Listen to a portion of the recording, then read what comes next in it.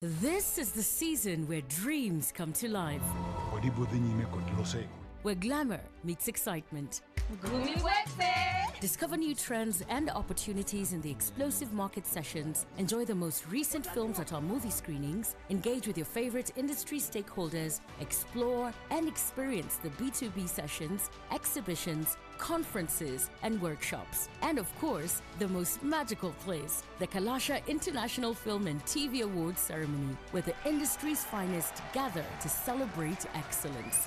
Lifetime Achievement Award goes to the Kalasha International Film and TV Market Festival and Awards 2024 awaits you from the 27th to the 30th of March at the KICC Nairobi, Kenya, where art meets commerce. Buy your ticket at www.tikiti.co.ke. Be a part of this year's festival.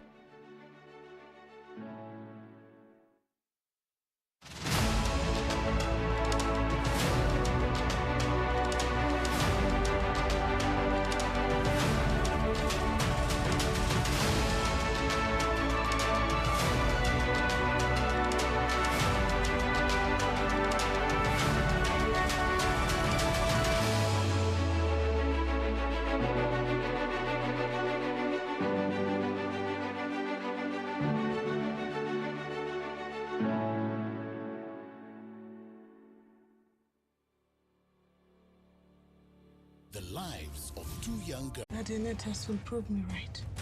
I'm really concerned. If they treat her like an outcast, she'll definitely go back to their family. In the brand new unmissable Zari.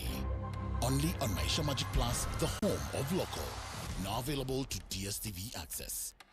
Want to elevate your entertainment? Then add Showmax to your DSTV subscription at a discount. Showmax is not a TV channel. It's an on-demand video streaming service on showmax.com.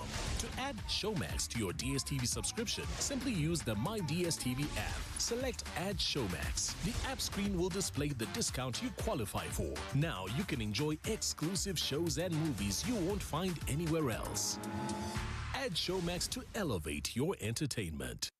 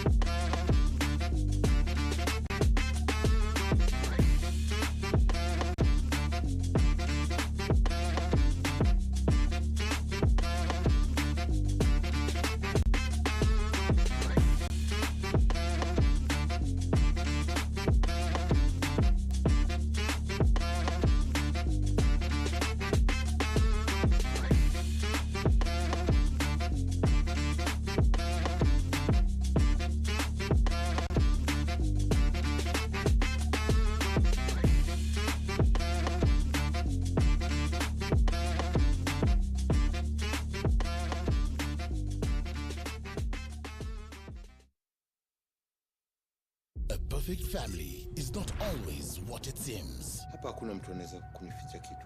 When a father's past is revealed after his death, leaving his empire in the hands of his wife, son, daughter, and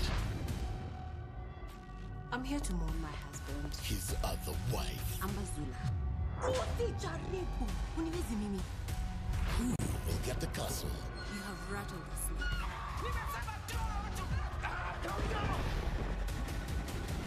The war of succession is on in the all-new Kasiri.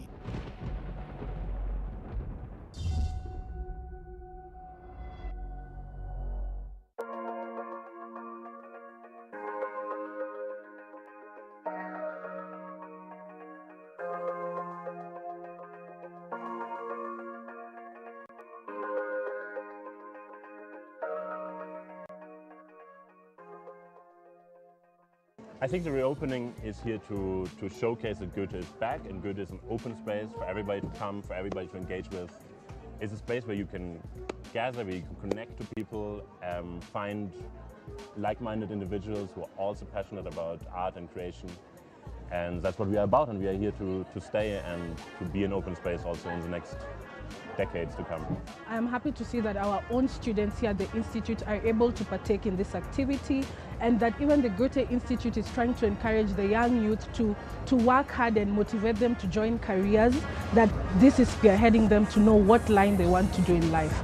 So for me, I enjoy that the Goethe-Institut took time to let our students be part of this, and they've enjoyed, and some of them now even have interest to work in the German sector.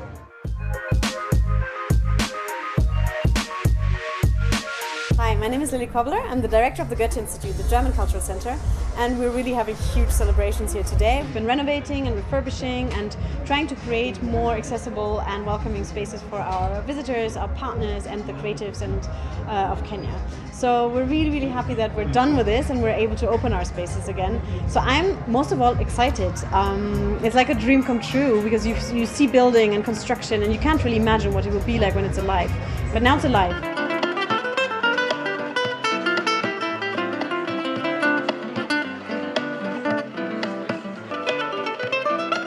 I'm really delighted and honored to be here tonight for the reopening of Goethe-Institut after almost 2 years of renovation and refurbishment. It's more than a facelift, it's a whole makeover to last for the next 60 years.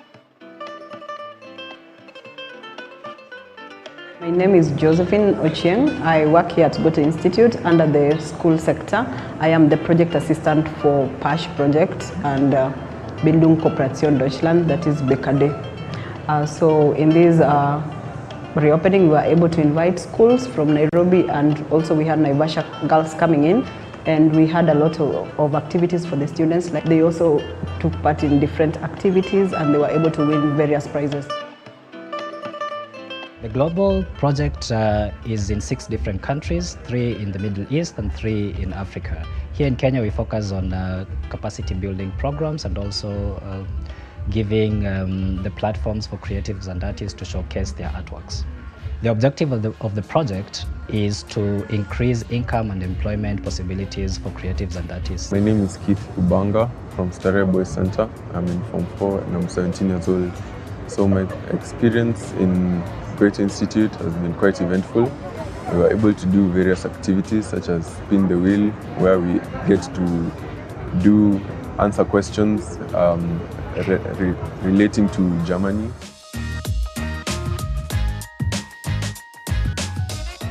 My favorite one was the scavenger hunt. We were able to do a scavenger hunt using an app called Kalasha, where we will go around the city looking for checkpoints as we get to know more about Kenyan history and more about the city itself.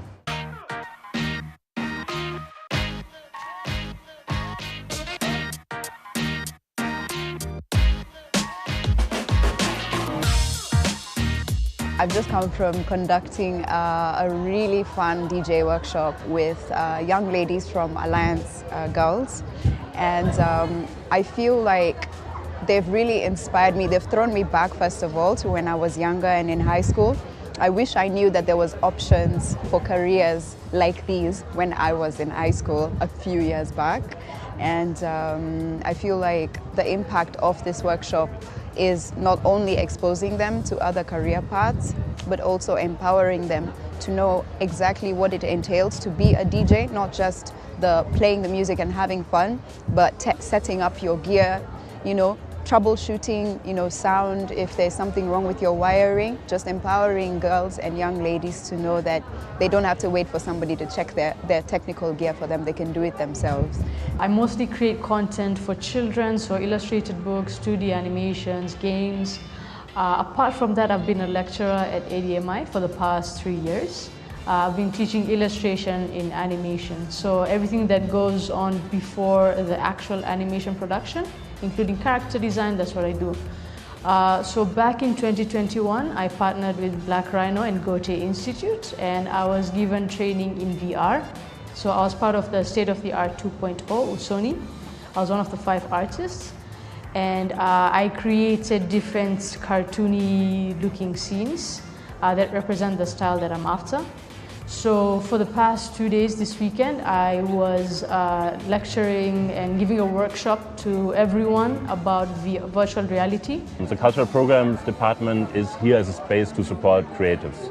We welcome all kinds of creatives, especially young and mid-career creatives, to explore new practices, new approaches to art making, to engage with different art forms. We support specifically some larger projects in key areas. For example, the Dance Life Fest that's coming up this year again, focused on contemporary dance. We have an exhibition series that supports artists in making ambitious conceptual artworks and exhibiting them here at Goethe-Institut. And also, you know, we obviously build international connections, especially to Germany, to find international partners for connecting the Kenyan art scene to the world. Supporting creatives, man, like from the very first day I walked into the Goethe-Institut, actually, this Goethe-Institut, I've always got a yes. Even if it was a no, it was a no, but it waited and waited and then it turned into a yes. So I just want to appreciate them for supporting the art, supporting the artists.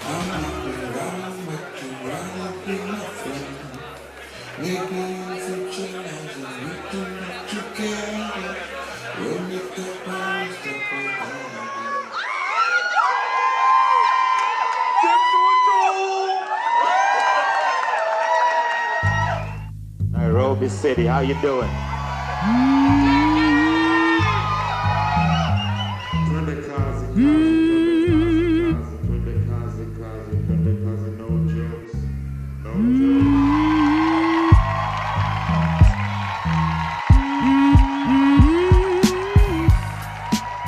History yangu na Goethe join na go way back. Kabado naishi Beach, way back yani. I think my first international flight ilikuwa Berlin. Through an exchange program ilikuwa inaitwa Spoken Worlds. Nili make friendships zenye na work nazo mpaka saa hii through Goethe. From Waseka Viva Konagwa, producer wangu anatoka Berlin, amehostiwa hapa before, na tunawak naye mpaka saa hii. So Goethe was like an eye opener for that international market, not only as a performer but as a sound. Kuna niomba na anything ikihappen hapa lazima ni pull up, because na feeling nikawa narudi home.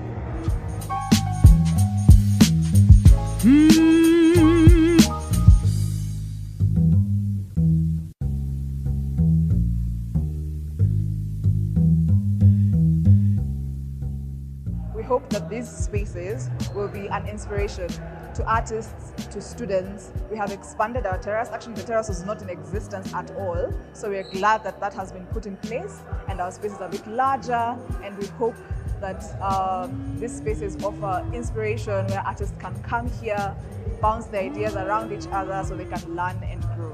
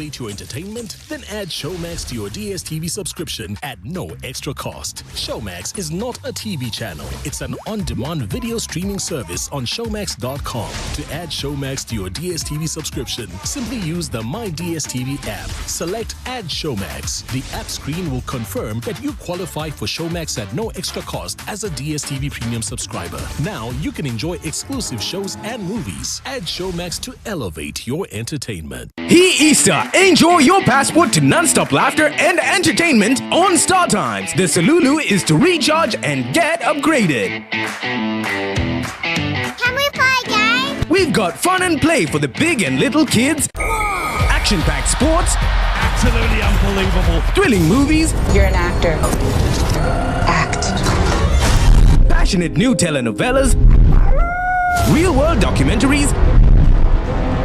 Are you saying yes to the draft? Unmissable reality and fantastic local shows. Recharge on your current bouquet and get upgraded to the next high bouquet for 1 month. Burudika na familia. Download StarTimes on app for unlimited entertainment anytime, anywhere. StarTimes. Enjoy digital life.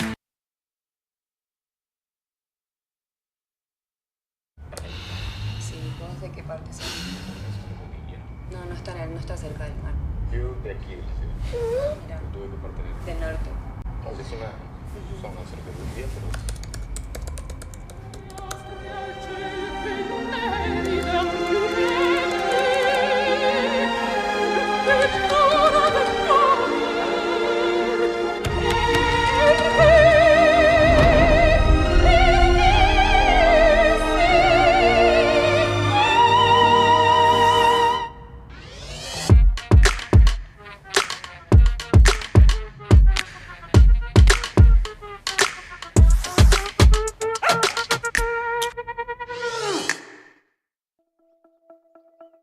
My name is Grace Murama. I am an award-winning certified special effects makeup artist and the founder of Grisel Studio. Initially founded in 2015, I discovered my passion for film early. Grisel Studio provides special effects makeup services, also known as SFX, for film and TV, one-on-one classes for fellow artists, as well as providing high-standard professional materials used in the makeup effects industry. These include silicone, sculpting materials, makeup prosthetic pieces, cosplay, student educational kits, and so much more. My goal throughout the years has been to develop and produce the highest quality FX makeup services and products to ensure that every artist can fully express their creativity. Discover the world of Grisel Studio and experience the transformative power of exceptional makeup. This is the season where dreams come to life, where glamour meets excitement. Discover new trends and opportunities in the explosive market sessions. Enjoy the most recent films at our movie screenings. Engage with your favorite industry stakeholders. Explore and experience the B2B sessions, exhibitions, conferences, and workshops. And of course, the most magical place, the Kalasha International Film and TV Awards Ceremony, where the industry's finest gather to celebrate excellence. Lifetime Achievement Award goes to the Kalasha International Film and TV Market Festival and Awards 2024 awaits you from the 27th to the 30th of March at the KICC Nairobi, Kenya, where art meets commerce. Buy your ticket at www.tikiti.co.ke. Be a part of this year's festival.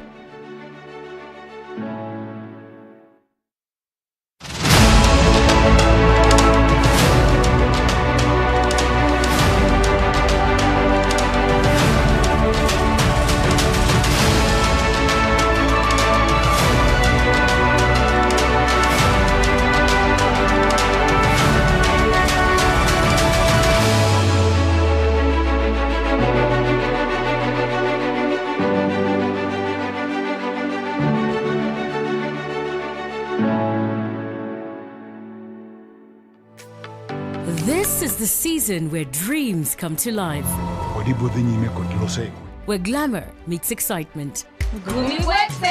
Discover new trends and opportunities in the explosive market sessions, enjoy the most recent films at our movie screenings, engage with your favorite industry stakeholders, explore and experience the B2B sessions, exhibitions, conferences and workshops. And of course, the most magical place, the Kalasha International Film and TV Awards ceremony, where the industry's finest gather to celebrate excellence.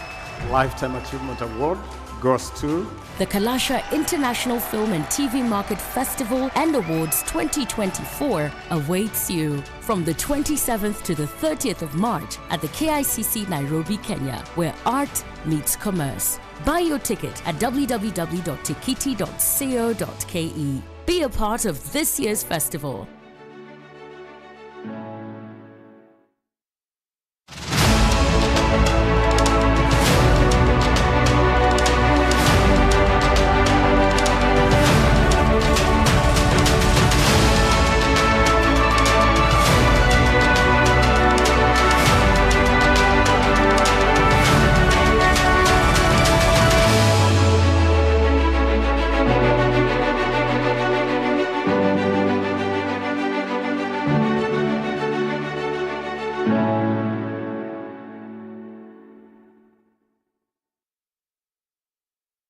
The lives of two young girls. My star sign is lucky. Something good will happen. Yani mom na dad wana fight na wewe kazi yako ni zodiac signs. Raised by secrets. There's a lot going on at the moment in this house. It's either Baluta tumeyo pesa or else. Is about to be changed forever when their true identity is uncovered. That girl is not his daughter. That Anetas will prove me right. I'm really concerned. If they treat her like an outcast, she'll definitely go back to their family. In the brand new unmissable Zari. Only on Maisha Magic Plus, the home of local. Now available to DSTV Access. Want to elevate your entertainment? Then add Showmax to your DSTV subscription at a discount. Showmax is not a TV channel. It's an on-demand video streaming service on showmax.com. To add Showmax to your DSTV subscription, simply use the My DSTV app. Select Add Showmax. The app screen will display the discount you qualify for. Now you can enjoy exclusive shows and movies you won't find anywhere else. Add Showmax to elevate your entertainment.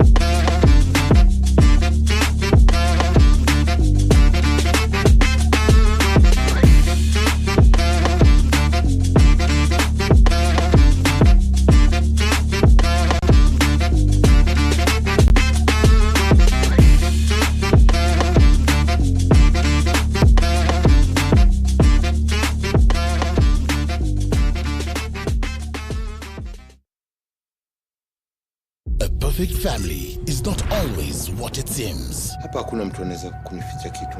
When a father's past is revealed after his death, leaving his empire in the hands of his wife, son, daughter, and I'm here to mourn my husband. His other wife. Ambazula. Who will get the castle? You have rattled the snake.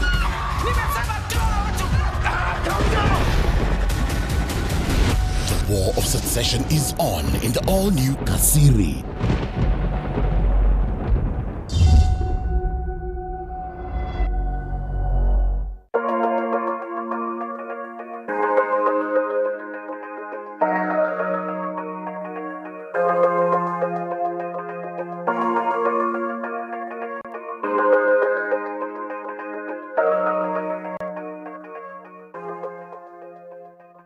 I think the reopening is here to showcase that Goethe is back, and Goethe is an open space for everybody to come, for everybody to engage with.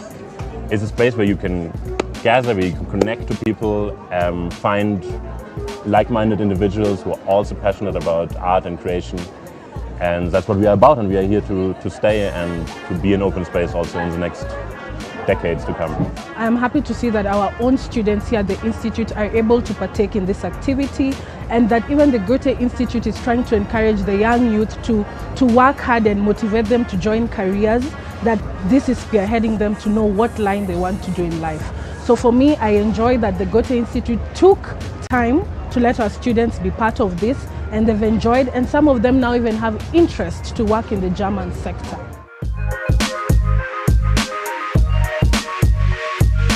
Hi, my name is Lily Kobler. I'm the director of the Goethe-Institut, the German Cultural Center, and we're really having huge celebrations here today. We've been renovating and refurbishing and trying to create more accessible and welcoming spaces for our visitors, our partners, and the creatives of Kenya. So we're really happy that we're done with this and we're able to open our spaces again. So I'm most of all excited. It's like a dream come true, because you see building and construction and you can't really imagine what it will be like when it's alive. But now it's alive.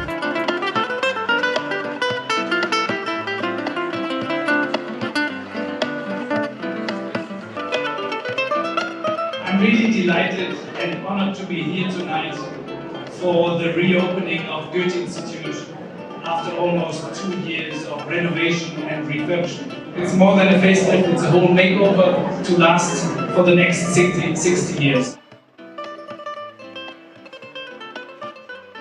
My name is Josephine Ochieng. I work here at Goethe-Institut under the school sector.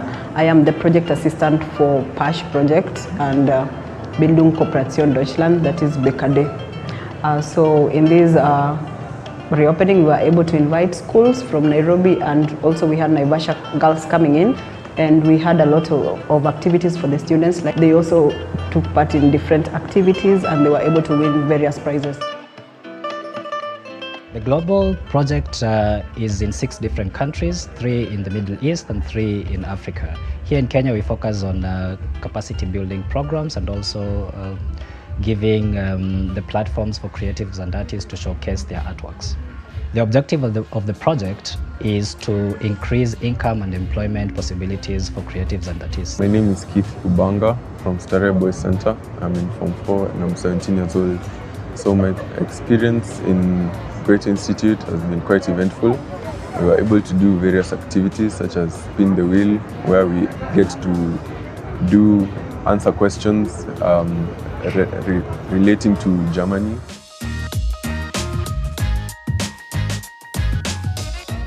My favorite one was the scavenger hunt.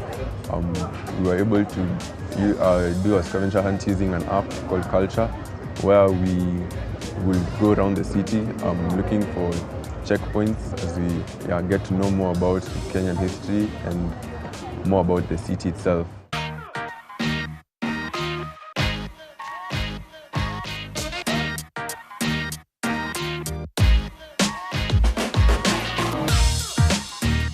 I've just come from conducting a really fun DJ workshop with young ladies from Alliance Girls, and I feel like they've really inspired me. They've thrown me back, first of all, to when I was younger and in high school, I wish I knew that there was options for careers like these when I was in high school a few years back. And I feel like the impact of this workshop is not only exposing them to other career paths, but also empowering them to know exactly what it entails to be a DJ, not just the playing the music and having fun, but setting up your gear, you know, troubleshooting, you know, sound, if there's something wrong with your wiring, just empowering girls and young ladies to know that they don't have to wait for somebody to check their technical gear for them, they can do it themselves. I mostly create content for children, so illustrated books, 2D animations, games. Apart from that, I've been a lecturer at ADMI for the past 3 years. I've been teaching illustration in animation, so everything that goes on before the actual animation production, including character design, that's what I do. So back in 2021, I partnered with Black Rhino and Goethe-Institut, and I was given training in VR. So I was part of the state-of-the-art 2.0 Usoni. I was one of the 5 artists, and I created different cartoony looking scenes that represent the style that I'm after. So for the past 2 days this weekend, I was lecturing and giving a workshop to everyone about virtual reality. The Cultural Programs Department is here as a space to support creatives. We welcome all kinds of creatives, especially young and mid-career creatives, to explore new practices, new approaches to art making, to engage with different art forms. We support specifically some larger projects in key areas. For example, the Dance Life Fest that's coming up this year again, focused on contemporary dance. We have an exhibition series that supports artists in making ambitious conceptual artworks and exhibiting them here at Goethe-Institut. And also, you know, we obviously build international connections, especially to Germany, to find international partners for connecting the Kenyan art scene to the world. Supporting creatives, man, like from the very first day I walked into the Goethe-Institut, actually, this Goethe-Institut, I've always got a yes. Even if it was a no, but he waited and waited and then it turned into a yes. So I just want to appreciate them for supporting the art, supporting the artists.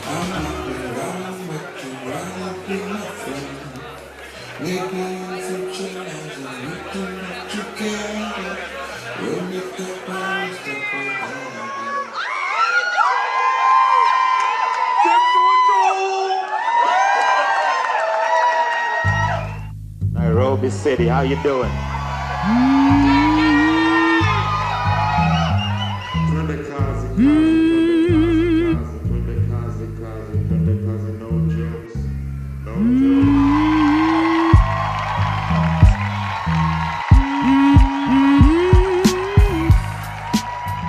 yangu na Goethe join na go way back. Kabado naishi Kibich, way back yani. I think my first international flight ilikuwa Berlin.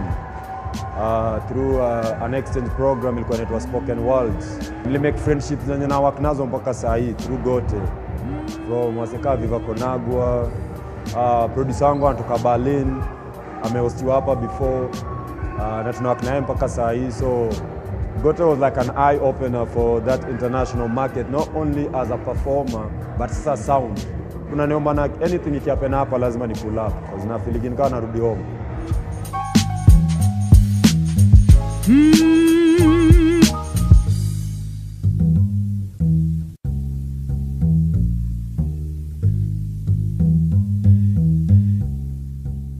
We hope that these spaces will be an inspiration to artists, to students. We have expanded our terrace. Actually, the terrace was not in existence at all. So we're glad that that has been put in place and our spaces are a bit larger, and we hope that these spaces offer inspiration where artists can come here, bounce their ideas around each other so they can learn and grow.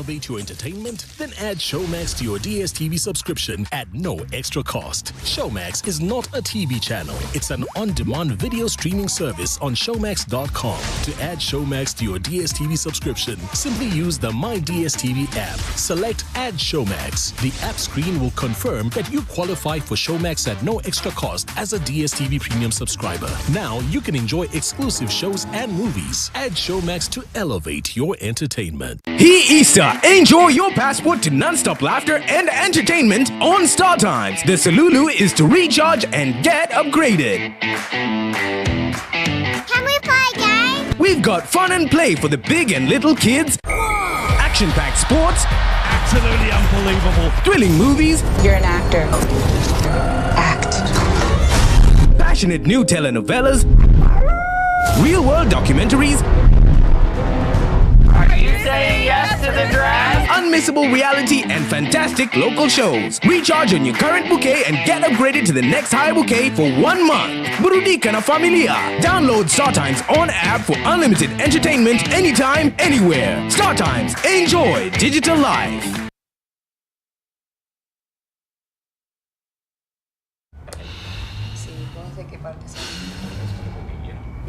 No está cerca del mar. Yo de aquí, Mira. ¿tú de qué parte eres? Del norte. Es una zona cerca de un día, pero...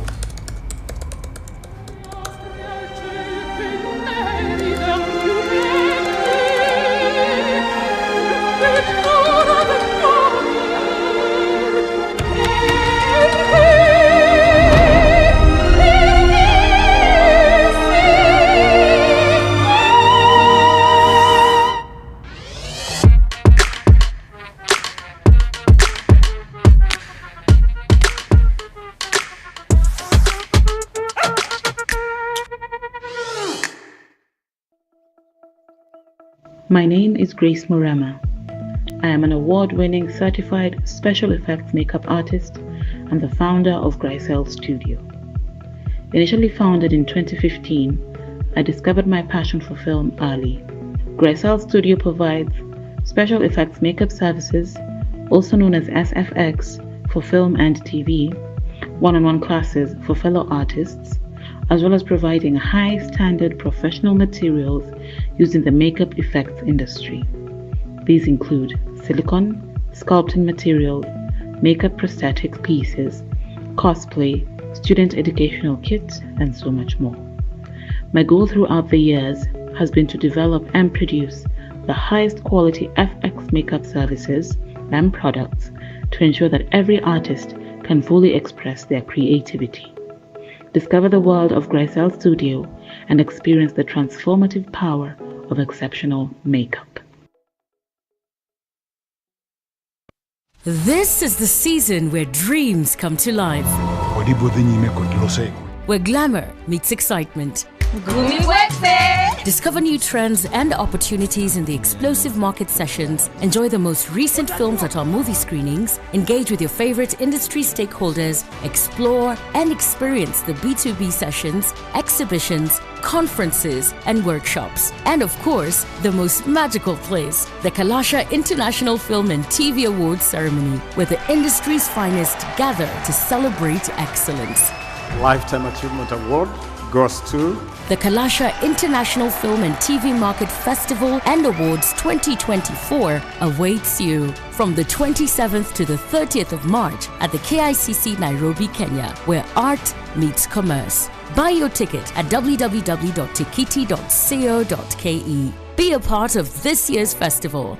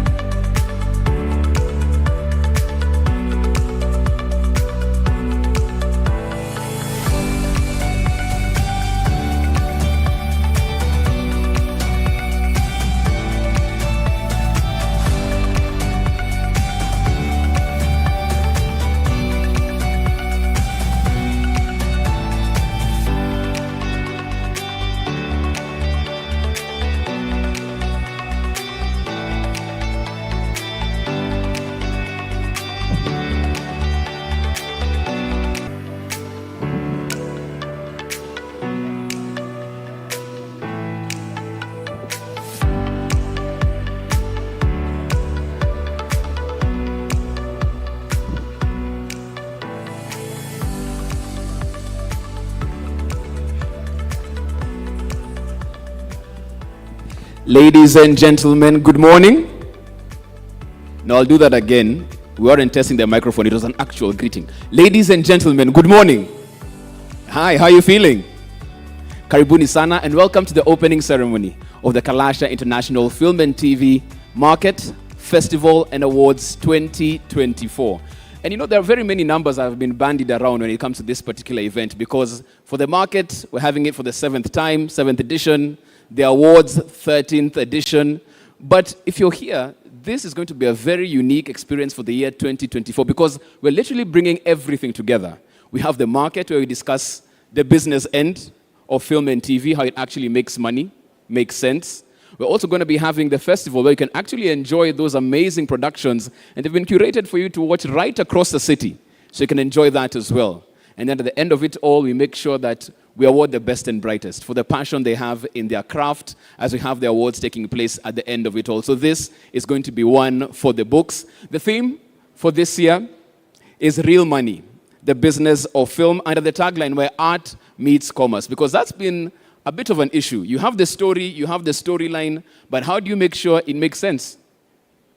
Not only in terms of common sense, but sense and shillings. And that's why we're here to make sure you actually bridge that gap and make that happen. As we talk about it, we're having these conversations in the room. We are live at KICC. We're also live online as well. And as we talk about it online or in the room, the hashtags we're using for the next 3 days, Kalasha International Film and TV Market. You can also use hashtag Real Money. And you can also use Kalasha Awards 2024. For the next 3 days, post about it on X, post it up on IG. I could see some of them have already gone up. They've gone live.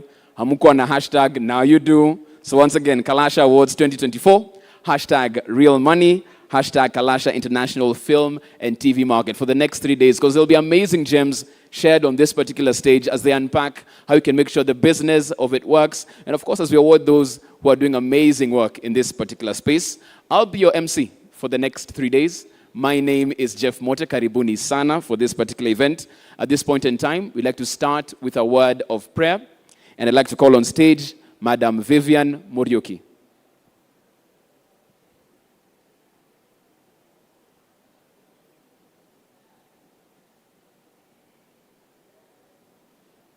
Can we have a representative?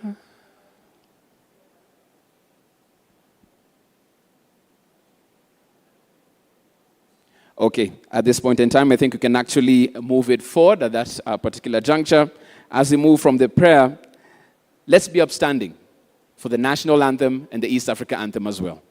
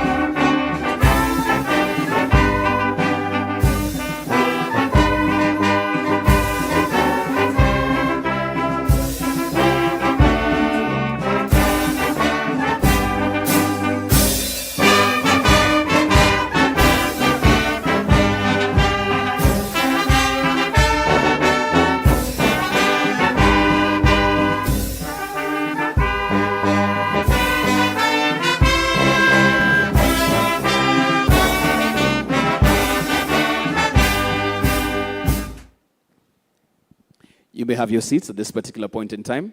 So I've said what we're going to be doing for the next 3 days. We've discussed today, tomorrow we're talking about the business, how we actually make money. Of course, at the end of every day, we have amazing stories for you to watch, amazing productions made as well. And then, of course, we end it all by awarding those who've put in their blood, sweat, and tears in this particular game, because, you know, it takes that and so much more for what we see on screen. So that's what we're expecting. However, every single person here has their own personal expectation of what this should bring to them. And I'll come down to you, and you can tell me what you expect. So even as we get this particular program rolling, we can actually know what boxes we need to tick. So I'm going down to the audience at this particular point in time, and I always used to wonder how my high school teacher feels anytime they'd ask a question, because this is where you make eye contact and nobody wants to look at you. And everybody's looking away. They're looking at the empty stage, and I'm like, I'm not there, I'm here. I'm right next to you. And I think she knew I'd start there. She had a gut feeling. She's like, don't come here. And he did, Wangeshi, he did. So please, your name and what you're expecting from the next 3 days. Please. Good morning, everyone. My name is Wageshi Murage from Media Pros Africa. I'm excited to be here, Jeff, and I'm expecting a lot of networking and finding collaborations and partnerships with industry stakeholders here, and of course, making new friends and learning a lot from the panel discussions and the workshops. Fantastic. Thank you so much for that, Wangeshi. An experienced hand in the game. But I can also see some new faces, eager to learn, eager to make connections, eager to network. The microphone might have to come this way as well. And now they're making eye contact. They're like, yeah, I won't look away. But here I am. My good sir, your name, what are you expecting today? Hello. You could stand as well for those who might not be able to see. Hello, everyone. Nice to see you. My name is Cyril Isoe from the MultiChoice Talent Factory class of 2024. What we expect, or rather what I expect to learn today, one is also to do a lot of connections. Number two is to myself take a step and walk to these booths and get to learn. Get to understand what every person is trying to sell in terms of the market, so that we can grow together. Thank you. Thank you so much for that, Cyril. A round of applause for him as well. One more before we officially get back to the program. I felt like this side of the room was a bit cold. Let me warm it up as we get started. We're doing that eye thing. We're not looking at each other, are we? But I'm here. Someone saying, say hi. The microphone comes here, right at the front. Your name, please, and what you're expecting for the next 3 days. My name is Glenda. I'm a student of film and TV. I'm expecting to learn from everyone, and I'm expecting to meet new people and just connect, and also learn the commerce part of film. Thank you. Thank you so much for that. And of course, as you heard, there's a recurring theme. Everyone wants to network. That will happen here. Everybody wants to learn. That will definitely happen here. But also you get to see and experience the amazing productions that have been made. And that will all happen here for the next 3 days. And as you talk about it, because as we said, if it wasn't posted, it probably didn't happen. So if you're using your socials and you're posting it on X, you're putting it on Instagram, on your LinkedIn, the hashtags that we're using for the next 3 days, Kalasha International Film and TV Market, that's the first hashtag. Hashtag Real Money. Hashtag Kalasha Awards 2024. Because if you're learning, don't learn alone. Share those gems online. Let people know what they're missing. So next time they'll be here. Tomorrow they'll be here as well to get this amazing experience. At this point in time, of course, I'd like to ask Vivian Morioki, who's now with us, to come on stage for a word of prayer.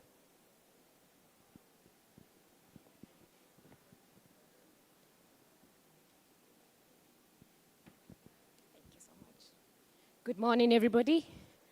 Praise the Lord. My name is Vivian Morioki, and I'll lead you in a word of prayer. Shall we stand? Let us pray. Father, in the name of Jesus, we come before you this wonderful morning. We give you praise for you are Yahweh. Thank you, Lord, because you've gathered us gathered all of us here, oh God, for such a time as this, oh God. We pray, even as the Kalasha festival starts today, oh God, we pray that you're going to be with us for the next 3 days. Lead us, guide us, oh God, protect us. May we be all in cohesive union, my Father, Lord. Be with us, my Father, Lord. We pray that every one of us is going to be in perfect peace. Everyone is going to be in perfect health, oh God, and we shall be with us, my Father. We worship you and we give you all the praise. In Jesus' name we pray, believing and trusting. Amen. Have your seats. I'd ask all of you to please be upstanding again for the national anthem and the East Africa anthem as well. Thank you so much.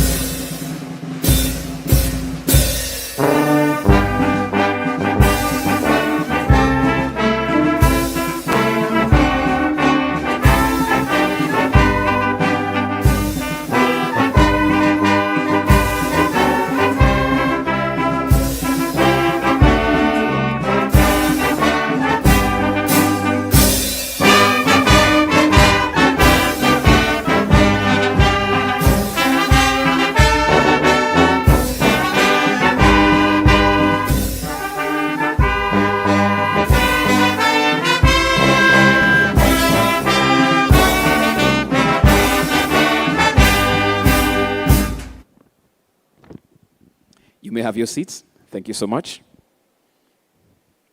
Ladies and gentlemen, at this point in time, I'd like to welcome on stage the CEO of the Kenya Film Commission, Mr. Timothy Owase. A round of applause for him as he comes on stage.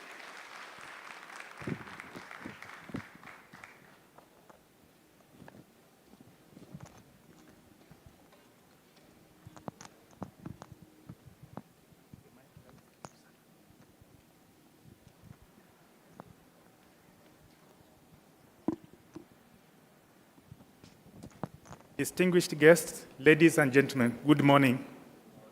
Good morning once again. I am delighted to welcome you to this 7th edition of Kalasha International Film and TV Market Festival and Awards. Ladies and gentlemen, I'm delighted to welcome you to this session today as we seek to transcend boundaries, cultures, and realize aspirations through storytelling. Today is dedicated to our film industry and the entire ecosystem geared towards having fruitful outcomes as we kickstart this market. The 7th edition of Kalasha International Film and TV Market is an initiative of Kenya Film Commission with an aim of and objective of being to position the Kenyan film industry and encourage growth and creativity in the sector. Your vision, dedication, and artistic integrity breathe life into stories that resonate with audiences worldwide and deserve a great platform such as this, the Kalasha International Film and TV Market. I stand here today with profound appreciation for the transformative power of film and what we have been able to achieve this far. We recognize that it would not have been possible without your unequivocal support. As an industry, recognize that across cultures and languages, film has the power to unite, inspire, and ignite change. Whether we are celebrating our heritage through mother tongue narratives or pushing the boundaries and blending the heart of filmmaking, which beats with the desire to connect, to understand, and to emphasize. Ladies and gentlemen, the government is committed to supporting and nurturing film industry recognizing the economic, social, and cultural significance. We are proud of strides that we have achieved thus far and believe that we are destined to make more strides as we progress in developing the local film industry and connecting to the world at large. From funding initiatives to tax incentives, we strive to create an environment conducive to artistic freedom and creative expressions. Our efforts have not gone unnoticed, as evidenced by the remarkable growth and profitability of the film industry registered thus far. Ladies and gentlemen, with over 22 projects, we managed to employ about 2,200 individuals and engaged over 400 interns on the recently concluded partnership between Kenya Film Commission and the GIZ. We call upon partners that we work together to champion more because we have opportunities to create jobs, we are able to connect people, and see to it that we get Kenya to the world and the world to Kenya. Additionally, in the year 2022, we were able to contribute 38 billion shillings to the exchequer. This figure was arrived at through the survey that was conducted by the Kenya National Bureau of Statistics, as supported by GIZ. A first in history of locally initiated program, this is a true testament that through dedication and commitment, our industry can reach the heights we have always envisioned. Another one we are proud to announce today is the accomplishment that lies to the establishment of film hubs in the regions. The Kenya Film Commission is committed to establishing film hubs which serve as an opportunity to create an opportunity for filmmakers to enrich their skills, power capacity, and see to it that Kenya is ready to support the entire film ecosystem. Kenya has an immense amount of talent. We have impeccable film locations and to discuss the business of film. We recognize that productive exchanges and mutual learning form an important aspect in progress of any industry, including the film sector. Cultural events such as Kalasha, MARTKET, enable direct exchanges and dialogues among experts within the sector, and also offer an opportunity for learning and upping our skills for filmmakers, which helps to spread the tentacles of what we would like to see. In line with the theme of this year's film market, film distribution in the 21st century, we purpose to continue to market Kenya as a filming destination by actively engaging with stakeholders, including financial institutions, to drive investment and change perceptions about the industry. Through targeted campaigns and strategic partnerships, we are reshaping the narrative, positioning filmmaking as a catalyst for economic growth and social change. Audiences have developed a healthy appetite for quality content, and to meet this demand, streaming platforms are investing heavily in the original content, pouring billions into captivating productions that dominate the industry because of the demand that has been witnessed. This investment isn't solely about market dominance, but enhances market penetration while fostering a deep connection with audiences, offering them unique, high-quality experiences that keep them coming back for more. Aligning with our commitment to embracing digital transformation, we've launched an e-film shop, which is meant to provide services to all filmmakers. Filmmakers should be in a position to access government services without having to visit the government-specific services that they offer. You have an opportunity to actually transact on your mobile phone, on your iPad, or any technological gadget. This is a milestone that Kenya Film Commission is proud of, and we continue to become innovative so that we are able to offer you service delivery that you deserve. Moreover, we recognize the power of film as a tool for social change and advocacy. Through documentaries, narrative, and experimental works, filmmakers have the power to shine a light on passing issues, challenge prevailing narratives, and amplify marginalized voices. There is need for application and adaptation to technological advances to facilitate this. The evolution of this film industry extends far beyond content creation. We have witnessed a revolution in production techniques, which propelled by technological marvels like virtual reality and advanced camera systems. These innovations empower filmmakers to craft immense advanced camera systems. These innovations empower filmmakers to craft immersive experiences, pushing the boundaries of storytelling like never before. I urge that we embrace these technologies to see to it that we have high-quality productions that are targeted to what our audiences are looking for. As we acknowledge the shift occurring within the film industry, the rise of green filmmaking practices and incorporating eco-friendly materials on set must not be overlooked. We have the power to mitigate impacts and pave the way for more sustainable future. Therefore, it is imperative to recognize the profound importance of these initiatives as we embark on this journey together. During the 3 days, the Kenya Film Commission invites you to be part of the various activities that will be taking place within the market, and I believe we have every reason to learn, to connect, engage, and do business. Our recent engagement co-production between Kenya and China, as well as South Africa, film collaborations marks a significant milestone in our quest to foster international collaborations and promote Kenya as a global filmmaking destination.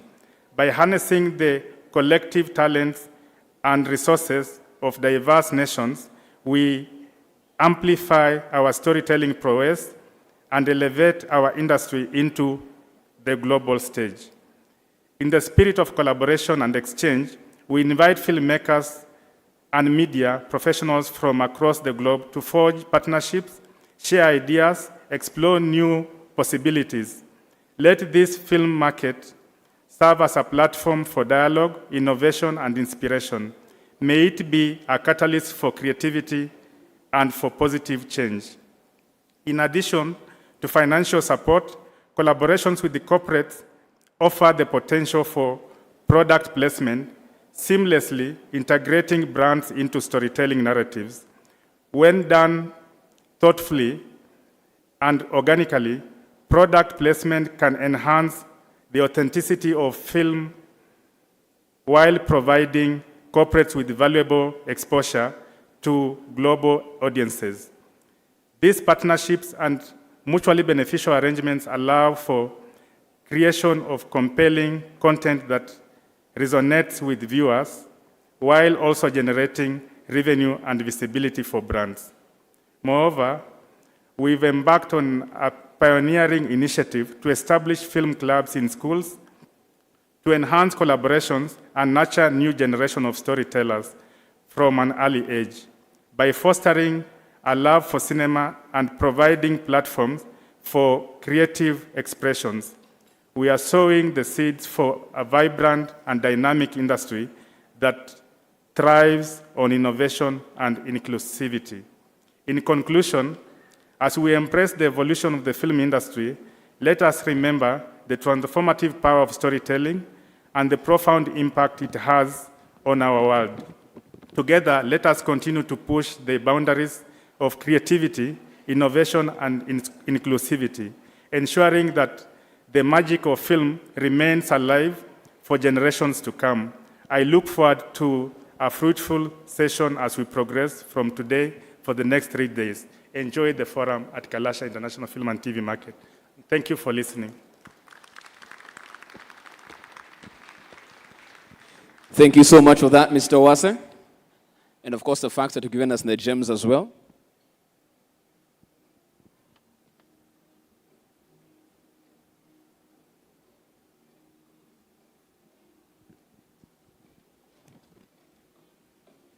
Okay, before I sit, allow me now to take this opportunity to invite the representative of the Board of Kenya Film Commission, Dr. Mulama. Karibu, Dr. Mulama.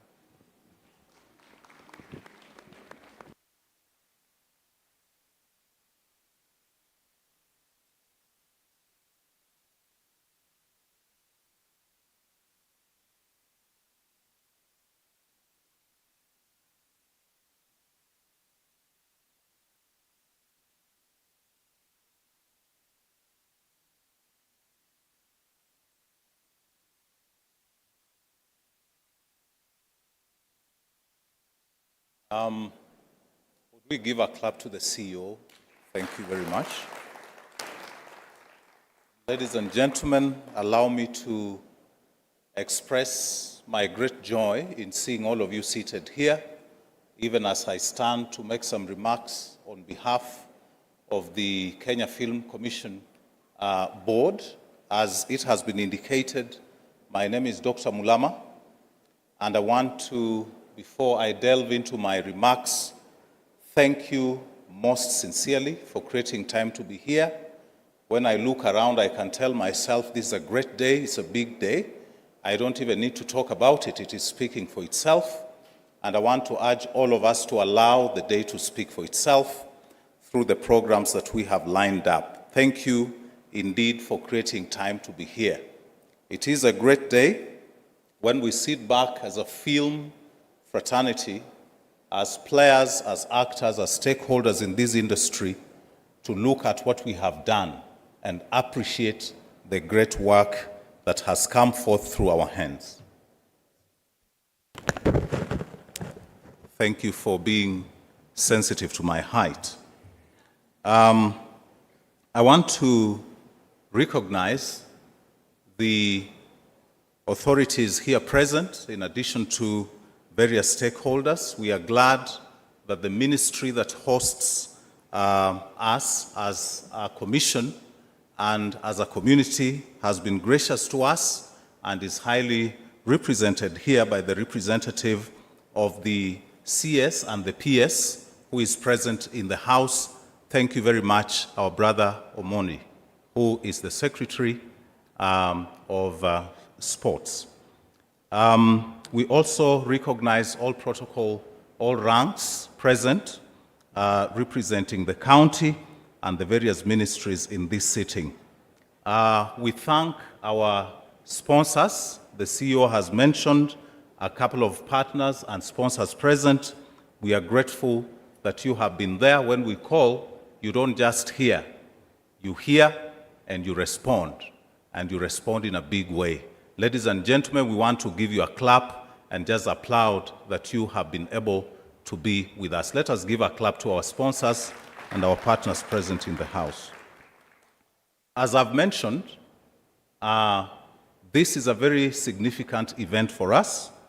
It is bringing the industry together to reflect on what we have been doing. We know that the work that is done right from production to distribution is quite immense. And if you sit to think of what it takes for us to be where we are, we appreciate the great work that has gone on. It stimulates growth, it generates substantial employment, it brings in valuable foreign exchange, and technology is transferred, and the Kenyan skill, not just Kenyan, but the entirety of the continent and the world, skill base is upgraded. It also is one of the best forms of promotion for this country and what the region and what the continent and the world has to offer.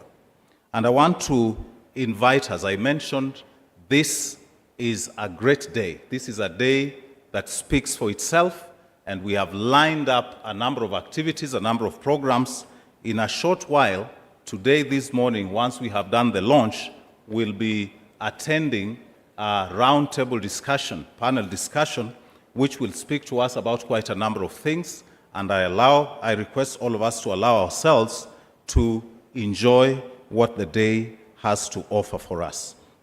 We hope that after the 7 years of celebrating this festival, you will find in today an opportunity to learn and better understand the global impact of the audiovisual and film industry. Ladies and gentlemen, I opened my remarks by saying that I'm standing here to speak or to make some remarks on behalf of my colleagues who sit together with me at the board. Not all of them are here, but allow me, before I draw to the conclusion of my remarks, to acknowledge my board colleagues who are seated here with me. 3 of them I can see. I can see Commissioner Ilham. Thank you. Commissioner Ilham supports us with chairing the Human Resource Committee. I can see Commissioner Vincent Onyango, who represents our host ministry, CS, on the board. And I also recognize our sister Commissioner Lucia Nzongo, who chairs our strategy and planning. There are other colleagues who will be joining us a little later in the course of the day, and we are grateful that together with this team, we can only commit to giving the policy direction to the Commission so that we can better serve our stakeholders. We have the interest of the stakeholders at heart. We desire to see the industry grow, and from where we sit as a board, we wish to reiterate our commitment, our firm commitment, to give the necessary policy and oversight guidance to the Commission.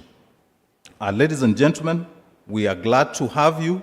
I've already mentioned that we have quite a menu for all of us. Please take your time, relax, know that we have come not really to work, but to look at what we have been doing and appreciate it. And in the course of the 3-4 days of being around the city, find time to savor, to taste what the beautiful country and the beautiful city has to offer. With those few that are many remarks, I'm very grateful that you are there seated to listen to us and sit through the day to enjoy. Bwana MC, welcome. Thank you. Another round of applause for our chair. And guys, we'll have to do better than that. I want a big round of applause for our CEO and our chair. I also have vested interest in that applause because I've been told the last signatories for my check are coming from these guys. So help me help them get my check. Thank you so much. At this point in time, like we said, even as we stay here and network and learn for the next 3 days, it truly takes a village to make this happen. And you have to recognize the sponsors who actually made this happen and brought this to fruition and who will be here for the next 3 days in terms of making sure we do learn, we do network, and we do make those connections to take this particular industry to the next level. I'd like to recognize the Communications Authority of Kenya, the Kenya Film Classification Board, National Film and Video Foundation South Africa, the Copyright Tribunal Kenya, MultiChoice, StarTimes, Showmax. Because we have quite a list. Let me just run through the entire list and then we can give them one big round of applause, yeah? We can do that. Augsburg SPI, Samsung, Goethe-Institut, Anga Cinemas, Royal Tulip, Argyle Grand Hotel, Cameras Africa, Mind Me International, Sony, Jamii Telcom, Dormans, Madison Insurance, Ken Bright, Kenya Film and Television Professional Association, Grisel Studios, The Bar, and Tekiti. All these came together to make this what it is. And let's give them a big round of applause, yeah? Again, if you're just joining us, I can see a couple of pictures being taken, some selfies, of course, and I'm sure some gems of what has been shared. I was surprised. Over 30 billion shillings contribution to the exchequer.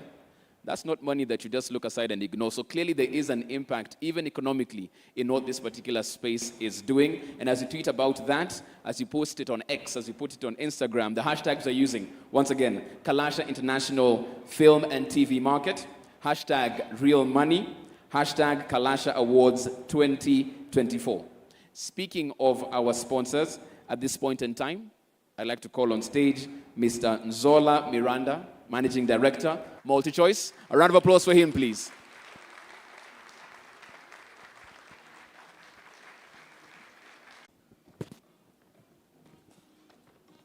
I'm Jumbo. Good morning, everyone. Okay, my name is Zola Miranda. I'm extremely proud to and privileged to be here to address you this morning for a short note from MultiChoice. But before that, I would like to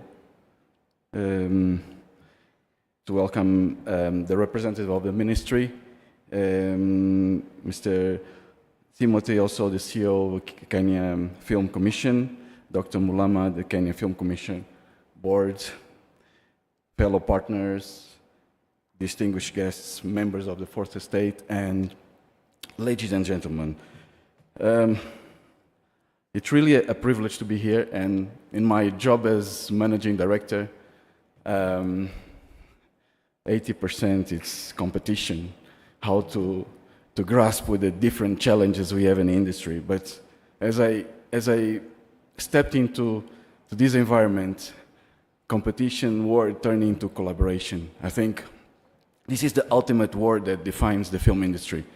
You know, the more you collaborate, the more competitive you are. So I'm very proud and very, very excited to look at this journey of enhancing the film industry. So it's a privilege to be here to kick off this 3-day celebration of Kenyan film industry. I want to extend our gratitude to the Kenya Film Commission, our cabinet and our cabinet secretary for the dedication of this event. Kalasha Awards has been on the 13th edition. The market has been in 7th edition, and it shines a light on the incredible talent and hard work that the Kenyan film industry has. Over the years, East Africa has become a premier filming destination, attracting storytellers from around the world. Today, Kenya and Tanzania are ranked among the top producers in local films, showing our storytelling prowess to the global stage. The rise of filmmakers has transformed the industry into a significant economic driver, just like the economic contributions, but also on the job market, which employing a substantial portion of our workforce. So, you know, MultiChoice Kenya produces on average 500 hours of content every year. We are proud to call ourselves the Kenyan most loved storyteller because we've got the biggest library of videos in Kenya, more than 5,600 hours of local content, and we keep increasing that. And also initiatives like MultiChoice Talent Factory, which I invite you, and our students are here. I invite you to please go to our booth and engage with them. We are very much proud of what we're doing to create the next storytellers, the next generation. So as we gather here today, let's reflect on the journey that has brought us to this point. Each film and creative endeavor represents a triumph in the human spirit and the power of storytelling to inspire and entertain. So the topics that will be discussed during this festival are crucial for the industry growth, and I'm really excited on the conversations ahead. So to end, asanteni sana, and let's make the most of this incredible opportunity to build the Kenyan film industry. Asanteni sana.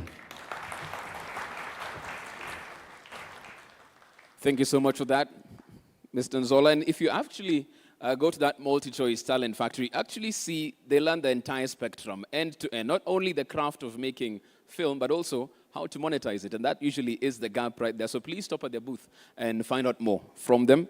At this point in time, the next speaker who's supposed to come on stage had told me that he would actually come to stage dancing. So that's the trailer of his speech. I don't know whether he lives up to it. I'd like to call on stage Director of Content from StarTimes, Mr. Michael Mugo. A round of applause for him.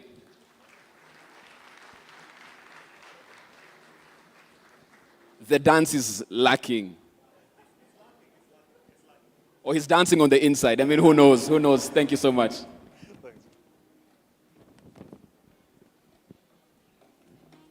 I am notorious for gaining weight.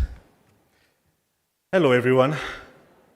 My name is Mike Moy. I am very happy to see all of you. It has been a 20-year journey to stand before all of you. So I want to say thank you to all of you. No, this is where you clap. 20 years, 20 years.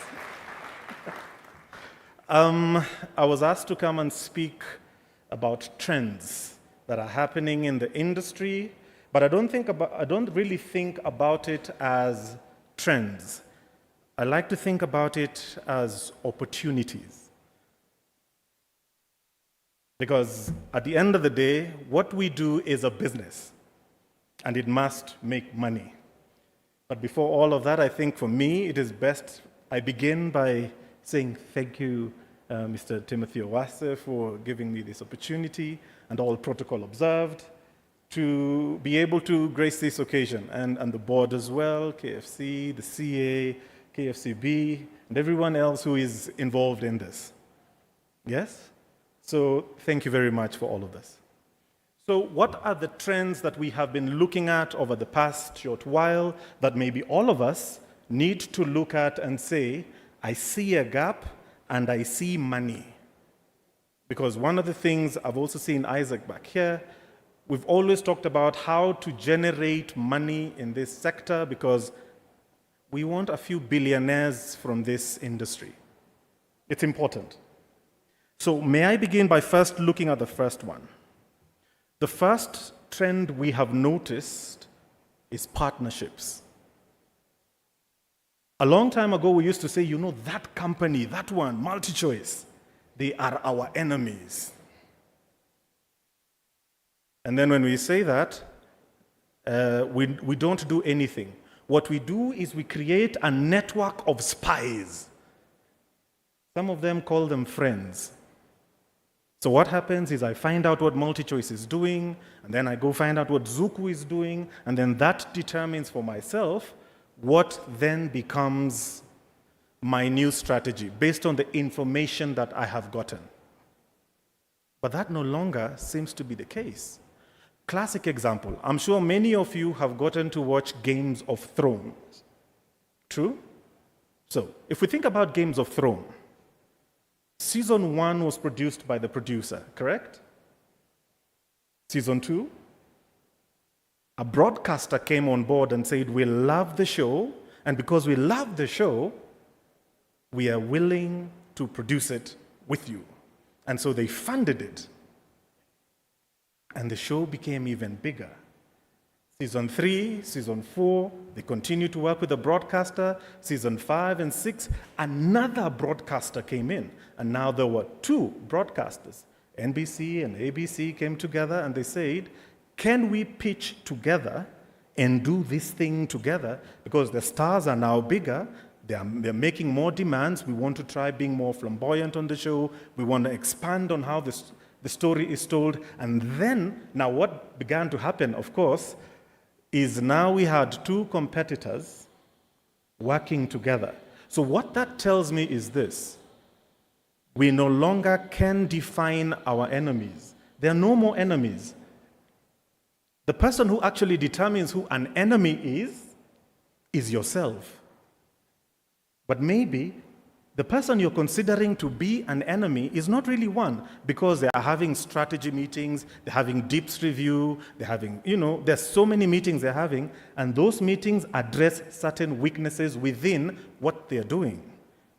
Can we be able to plug into what we consider our enemies or our competitors' landscape, competitors' challenges, and turn them into opportunities that both of us can be able to? And that is a global trend. So how about in Kenya? Are we looking at opportunities from people that we consider to be our competitors? Are we looking at them and saying, if we collaborate on 1, 2, 3, it saves us money, and then we can generate more money? So we no longer can continue to say, these are enemies or these are competitors. No.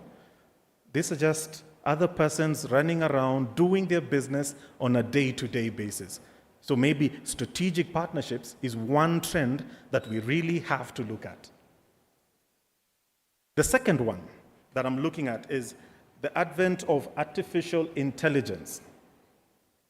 and what it means.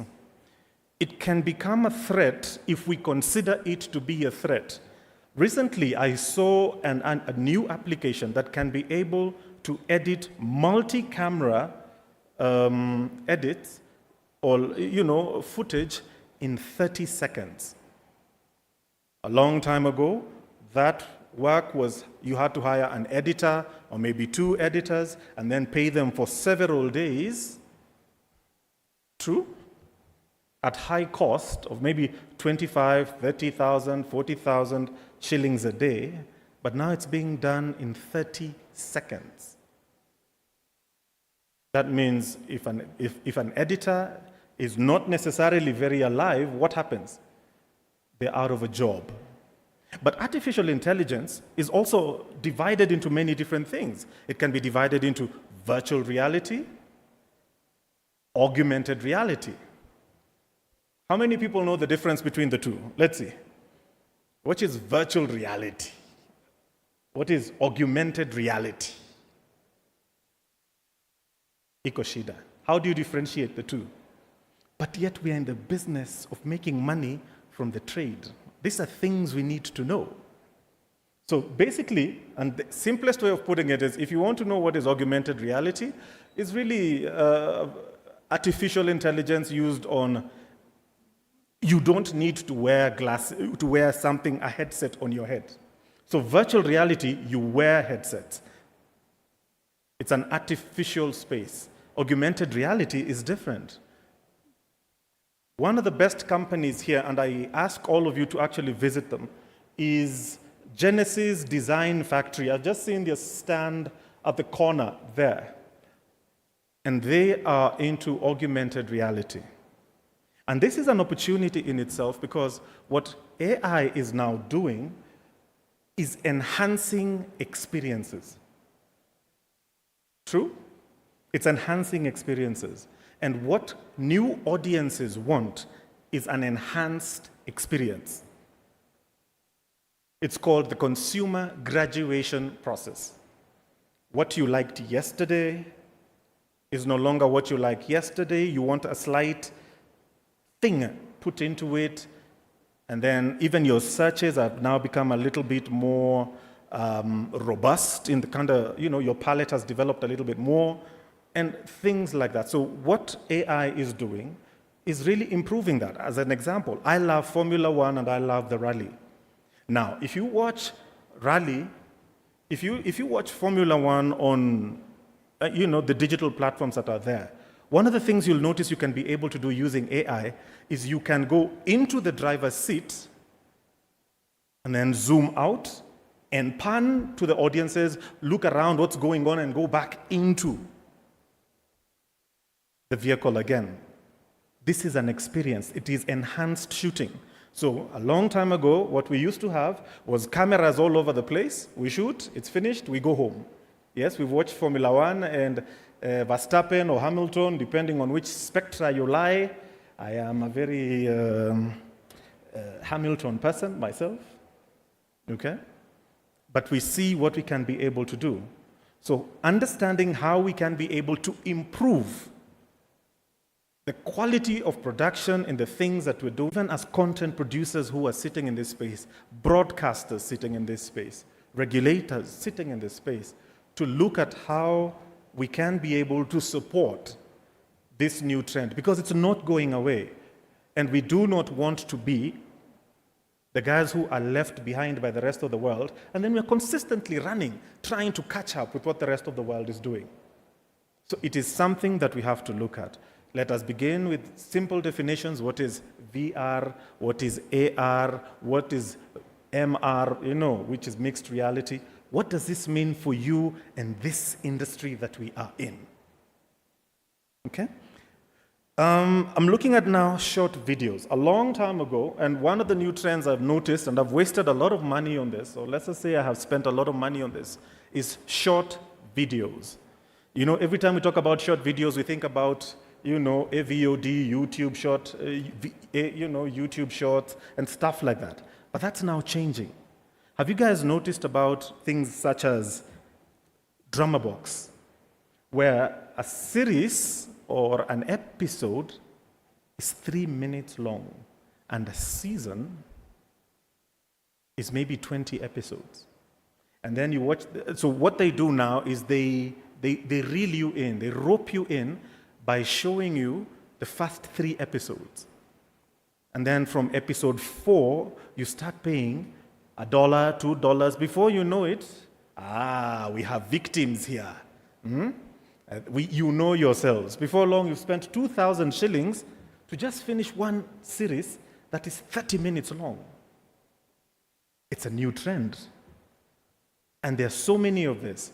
There's Pocket FM, there's Real FM, there's Momo FM. There are all these new platforms that are now looking at how to make drama series shorter. And that's because of the new challenge that we have, which is second screen, where I'm watching a series and I'm looking at my phone and I look up and I look down. This is a new trend. This is a new opportunity. So even for content producers, have you started thinking about how you can tell your stories in a much shorter time? So that your entire series is 30 minutes. Your whole series is 30 minutes long. But the way the story has been told, from the time we met to the time they get married, there's no more Mariana in 2,000 episodes. Just to get married to Alejandro. All that has been compressed into 30 minutes. Is it possible for us to start looking at those particular opportunities? How to tell those particular stories? And if one person is spending 2,000 shillings to watch it, how many people can you be able to reach?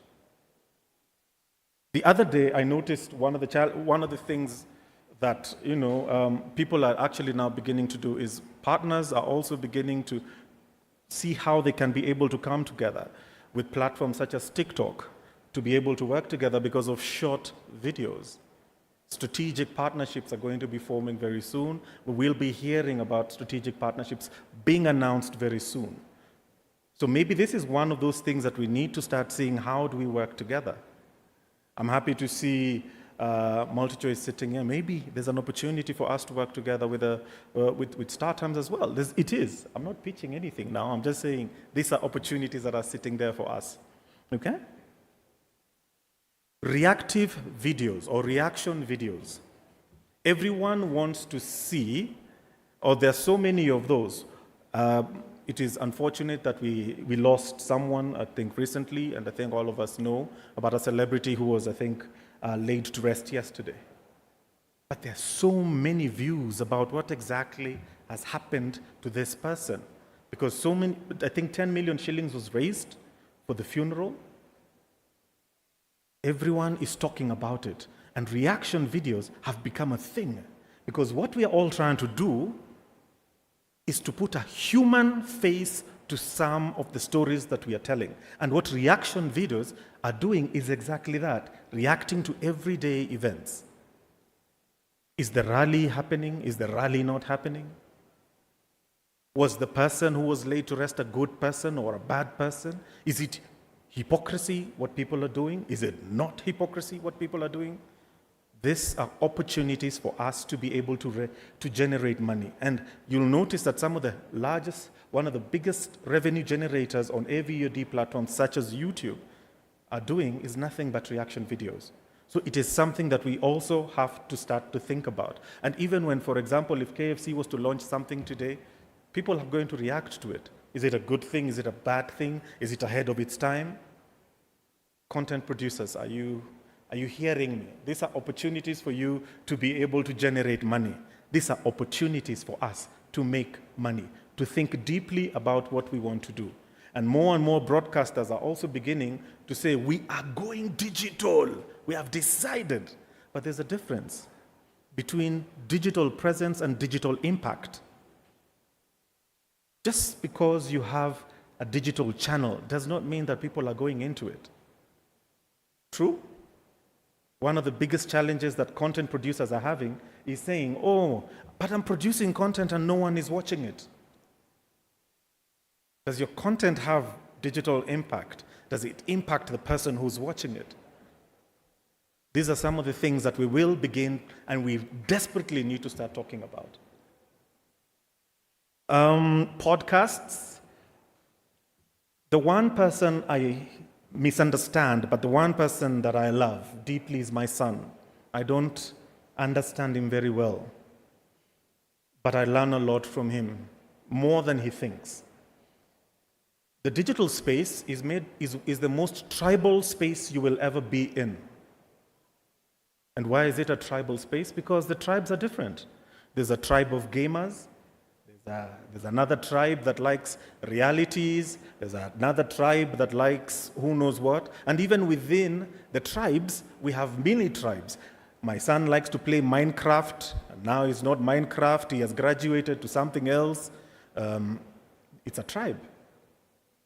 Are we appealing to those tribes? And those tribes usually meet in little things we like to call podcasts. True? To analyze the thing that they are watching in 3D, in 4D, 7D, all the Ds you can think of, they are meeting there and they're discussing it. And these are opportunities. Are we speaking to the different tribes through our podcasts? Because everyone is going through a very specific problem. There's a person who's going through relationship problems. They're looking for podcasts that will help him or her about the relationships that they are going through. There's a person who likes cars, and they are looking at the opportunities of how can I make this Subaru go faster? There's a person who wants to know more about education. That's a tribe in itself. Every time before you produce content, maybe, and then you decide to launch a podcast, you have to think, which constituency of people am I trying to appeal to?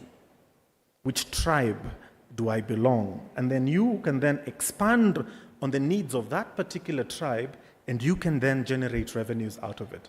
And this is one tribe that it's one opportunity that we really have to look at, and it is a global trend that is moving up and down, right? And then one of the last ones is everything is entertainment. Everything is entertainment. Think about it. How many people here know Piers Morgan? So is Piers Morgan a news anchor or is he an entertainment blogger? He does serious news, right? He does very serious news. Or even Mehdi. These are serious news anchors. So one of the trends that is happening is the persons who represent your brand must be very, very strong. Must be very strong. Because even the strongest news needs to be carried by strong personalities. It is becoming a thing. At least this is for television. So that even now, as an example, when you look at, when you're watching news in the evening, ask yourself, how many news anchors do you know by name? How many people watched news last night? It's tricky, this. Eh? On this side, how many people watch news? We are in problems. But these are things that we have to do. But if you had very strong personalities who are reading serious news, it is important that these are opportunities that even as broadcasters as well, or persons who are producing content, the person who is carrying your message has to be strong enough, a personality to be able to draw an audience who carry you religiously. And that becomes one of those things that, helps you to generate revenue. We know about Jeff Koinange's strong personality. We take him very seriously when he's reading news, yes? Piers Morgan is a very serious person when they're doing their news. This is a trend. Everything is entertainment. So that you can also take the same person and grow them on a digital platform. And when you grow them when you put them on a digital platform, they help you to grow your digital platform. So they are not just there to tell you, and they look very beautiful or they look very handsome. Are they strong enough to carry your brand? And if they're strong enough to carry your brand, then they are helping you to generate revenues. Okay? And then I think the last one is everyone wants something we call first-party data. Everyone is looking for content that does that. Easiest way, I'm a Liverpool supporter, diehard, to the grave Liverpool supporter. I see someone clapping back there. We are together, we are walking together. When you notice what happens with Liverpool is, if you go to an AVOD platform, what happens is they give you free content. Arsenal guys are sitting here. I have now discovered Team seems to be a very Arsenal or Manchester person. Oh, ISO, see me later. We seem to be, this football thing gets people pissed. Now, if you notice what happens is they give you short videos on any AVOD or YouTube or Instagram, or they give you all this free content. And then after that, once you're hooked, and it's nothing to do with football, maybe it's about the footballer's life, then they tell you the life of Trent Alexander-Arnold. Then you become excited. They take you to his house. Now, if you want to know more about the girlfriend, subscribe, write your name, give us your email, your location, because that data is critical to the running of that platform. They have earned new subscribers because they've known how to hook you, and that data is then sold. Are we as content producers thinking about how to hook people? Because that data is critical to the way we do business. Data is content. And all companies want data. Are we thinking about it like that? We have to stop thinking that content is only a drama series, it is coverage of a live event like this. No. Let us expand what we are thinking about data and its utilization, because through its utilization, then we can begin to say that we are actually going to be making money. So I won't go further than this. These are just some of the few trends that we have noticed happening globally. So please, enjoy yourselves. Let's get to talk one another. Let's get to talk with one another through this entire three-day event. And long live Liverpool, long live Liverpool. Arsenal, thank you for warming the seat for us. Thanks, guys. Take care. A round of applause for Michael, please. And what a tale he wove there. Started talking about corporate espionage, went into Game of Thrones, ended with Liverpool. That Liverpool ending, I'm sure very many are like, you might have to walk alone, Mike. You really might have to walk alone on this one. But thank you so much. Another round of applause for him, please. At this point in time, I'd like to call upon KFC board chair, Dr. Hilary Mulama, to come on stage and welcome and introduce our guest of honor, please. A round of applause for our chair.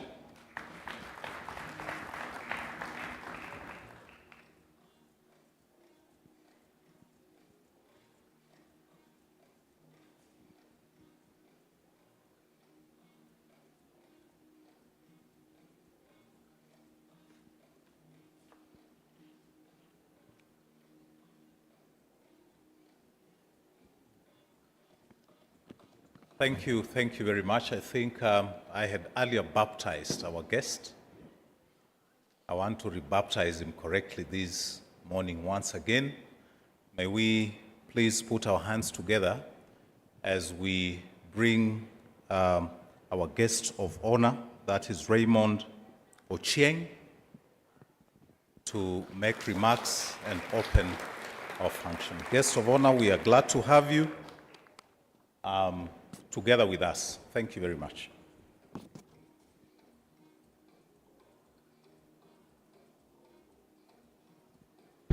Good morning. Good morning, everyone. It is a great morning, and it is a celebration. We are at Kalasha at 7. I want us to be upstanding. It's a celebration. I was asking myself, why is it on films and the film awards and everything, the background is always black? I think because the people of lenses are so great at energy, illumination, and they are so great that black does not limit them. Actually, they break the black and just make it great. So now that we are here, on behalf of the chief guest, the Principal Secretary for Youth Affairs and Creative Economy, Ismail Malim Made, who was to be here and is held up somewhere and could come if time will allow, but is on an assignment and is going to be joining us at some point. But I want us to appreciate the efforts that we have put together. Filmmakers are here, delegations are here, institutional representatives are here, and partners are here, and I believe we are doing great. So, a round of applause for Kalasha at 7. We can do better. We can do better once again. Thank you so much. Thank you so much. And you can take your seats. Before I read the speech of the chief guest, allow me to, first of all, acknowledge Kenya Films commissioners who are here, the board of directors who are here, and I also want to acknowledge the CEO of KFC, Timothy Owase, who is doing a great and tremendous job, courtesy of your commission and commissioners. And I also want to acknowledge our distinguished guest, Jonathan Olsberg, the executive chair of Olsberg SPI, who is visiting with us. And I also want to acknowledge the CEC County Executive Committee member for Youth and Creative Economy and Sports, our brother Baraza, who is also creative. And I also want to appreciate delegations who are here. The South African delegation, we had a conversation with you in the holding room, and thank you so much. The Film Foundation from South Africa, amongst many, and the partners that the MC has read for us. You run into numbers, and allow me not to mention all of you. And I believe MultiChoice, whom we have already partnered with as a ministry. We have StarTimes and all the partners who are here. We want to take this opportunity to appreciate you. And the product owners, these are filmmakers. We are very great to have you. Just last week, we were convened by KFC, and we were talking to financial institutions on how we can consolidate our creative economy sector, how we can make it bankable. Actually, some days back, if you say you are a creative, then you are the black sheep of the family. You didn't need to be a rock. You just have to say you are a DJ, you are a filmmaker, then they pray for you. Actually, your parents say, please help me help this my young boy, because we are really, actually some of them can even call the clergy and the imams to just help you get out of that situation. But those days are gone. We live in times that men and women on lenses have preserved our cultures. They've told our stories. They've put a mirror before us, and they've told us what we look like, what we like, what hurts us most, how we sensitize and push campaigns, and what we believe in as a country. It is a center of our lives. And through their institutionalization, ladies and gentlemen, we have created a sector, and Kenya is heading there, and we are getting there. We are consolidating as a ministry, and we are putting up everything that we may need in this value chain to ensure that we get there. I want to draw your attention to one story as we start in relation to the theme. One day, JF Kennedy, when America was going to the moon, made a maiden early entrance at NASA. And the CEO did not expect him. Traditionally, presidents arrive at the planned time. There's a red carpet. There's everybody waiting from security and everything, just as protocol allows globally. And this time, JF Kennedy arrived much early, actually surprised the CEO of NASA. And the CEO asked him, Mr. President, why have you come so early? And he said, I just wanted to take time as we wait for the program to start. And he told the CEO, allow me to walk in the lawns, and he decided to take a walk on the lawns. And he was walking on the lawns, he found a gentleman who had not seen him. And when he left his containers and he realized it was the president, and it was such an astounding experience. And he told the president, Mr. President, sir, what are you doing here? And the president laughed and made him easy. And the president asked him his name, what's your name? And he said his name. And the president told him, what are you doing here today? Actually, what he was doing, he was just tending the lawns. He was just cutting grass. But one thing this gentleman said that is touching, that is documented, he said, Mr. President, what I'm doing here today is because we are taking America to the moon. We are taking America to the moon. He didn't care whether he was not the CEO. He didn't have to be in that corner office and that ground floor that is graced with a lot of prestige.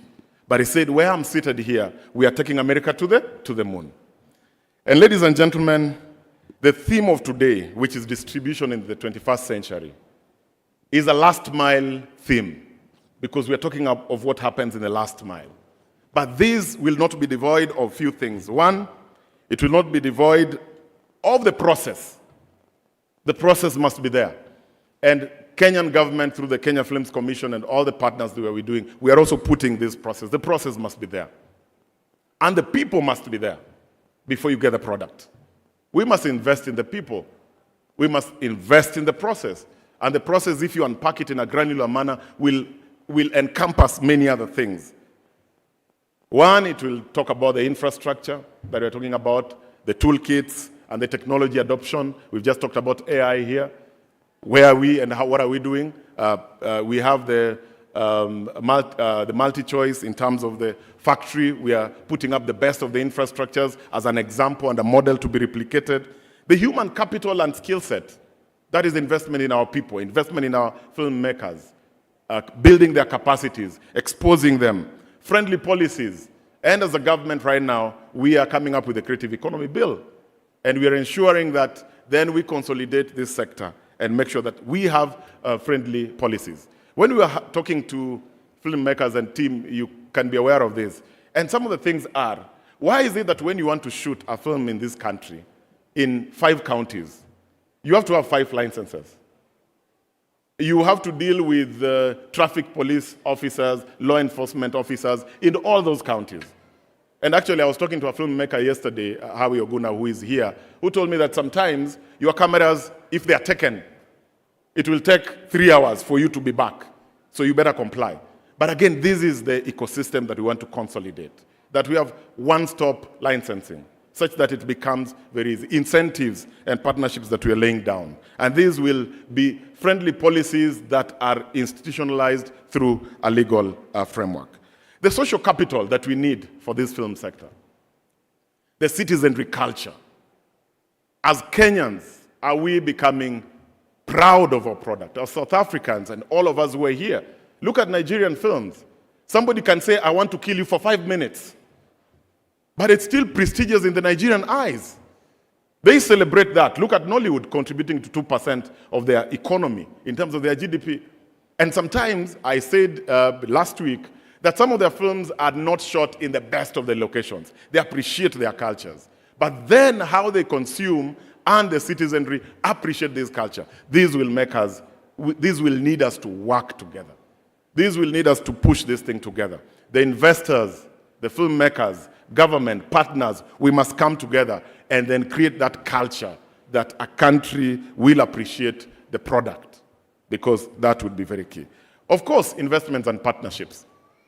I remember in the last week that we had a conversation with financial partners, and they said, other sectors, it is very tangible to approach a bank. And imagine if you're a creative, you go to a bank and you say, in this flash disk, there are millions. So invest in this flash. And the bank says, oh no, we cannot just invest in that, because the creative will say, what I've put on this flash disk is so much. But then how do we bring these financial institutions, secure them, assure them, and assure everyone that then it is bankable to invest on the creative sector? So this is a conversation that is going on, and we believe we are going to get there. And we are very privileged on behalf of the leadership of the ministry to host you and to host the Kalasha Awards and to make sure that the journey that we have is going on well. Therefore, without much further ado, allow me to read the speech of the Principal Secretary, and I want to assure you it's not a long one, it's a very short one. Already on the established protocols that I've mentioned, distinguished filmmakers, esteemed delegates, the media, ladies and gentlemen, welcome to the gathering dedicated today to this vibrant world of cinema, where storytelling transcends boundaries, cultures, and languages. As representatives of government, we stand here today with profound appreciation for the transformative power of film. The film industry is not merely an entertainment medium, but we recognize the pivotal role that filmmakers and the media professionals play in shaping the creative economy landscape. Your vision, your dedication,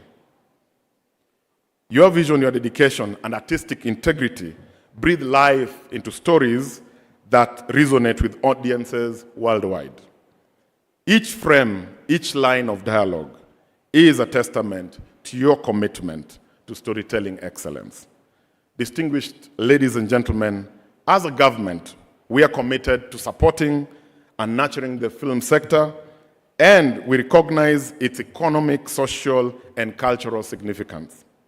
We understand the importance of providing filmmakers with the resources, infrastructure, and opportunities they need to thrive. Therefore, we understand that these will make us create an environment that is conducive for artistic freedom and creative expression. Ladies and gentlemen, today we kick off the 7th edition of Kalasha International Film and TV Market, an initiative of the Kenya Film Commission with the main objective being to buy, sell, and encourage growth and creativity in content creation. This 3 days platform is going to engage and interact with experts in the film and the audiovisual industry from Kenya and across the world. My prayer is that these 3 days you're going to maximize the unique opportunities that the market offers to participants to learn, share, and discuss issues around content creation, animation, policy, and also technology. Exchanges and mutual learning from important aspects in the progress of the industry, including this specific sector. Cultural events such as Kalasha Market enable direct exchanges and dialogues among experts with sector players, giving themselves opportunities to learn from one another. I would want to submit that Kenya has an immense amount of talent. We are impeccable in terms of our locations, and we have an abundant, diverse cultural history, and we have creators full of brilliant ideas and necessary expertise to tell wonderful stories. And what better way than to converge under one roof as a network to grow this industry. The theme for this year's market, which is film distribution in the 21st century, has significantly been at our forefront in terms of interventions. And over the years, the nature of production, distribution, and exhibition is not what it was. These changes have challenged decades long industry rules and routines, mostly propagated by the disruptive nature of digitalization. Panelists' discussions at this 7th edition will delve deeper into these subjects and through discourse find ways to ensure that this sector and the entire East African region achieves its full potential. Towards conclusion, moreover, we recognize the power of film as a tool for social change and advocacy. Through your documentaries, narratives, experimental works, filmmakers have the power to shine the light on pressing issues, challenges, prevailing narratives, and you are to amplify marginalized voices. And in the spirit of collaboration, ladies and gentlemen, we invite filmmakers and the media professionals from across the globe to forge partnerships, share ideas, and explore new possibilities. Let this film market and the festive serve as a platform of dialogue, innovation, and inspiration. And therefore, I thank you for your dedication and your passion and your unwavering commitment. And together, we continue to elevate the art of filmmaking so that we can create a legacy and inspire the generations to come. Thank you so much. And with that, the PS declares the Kalasha market officially opened. Thank you.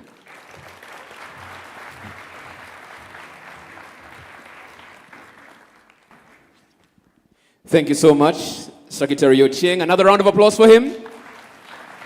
And ladies and gentlemen, this officially marks the opening of the Kalasha International Film and TV Market Festival and Awards. It's now open for the next 3 days. As we said, we learn, we network, we create. That's what we're going to do right here. We'd also like to extend a big thank you to all the partners who have made this happen and brought it to this particular point. And as we said, not only are we discussing business, but I mean, the proof of the food is, and the pudding is always in the tasting. And we're going to do that because we have lined up film screenings for the next 3 days at Anga Cinema, Diamond Plaza, and at the Goethe-Institut as well. Tonight, 5 p.m., Otis Janam. It's a story about a lazy fisherman who wins a boat racing championship and wins the hand in marriage of the wealthiest man's daughter. Find out if a good woman can save a man from his destiny. 5 p.m. Buy your ticket at the registration desk and go and watch Otis Janam this particular evening. Now, of course, throughout the day, we'll have engaging conferences right here. We'll have panel sessions that you can also contribute to, ask your questions, and get involved in that. First panel session after this is where art meets commerce. That really is the question. We've had a lot of figures being spoken about in terms of the economy and money and how filmmakers are making money.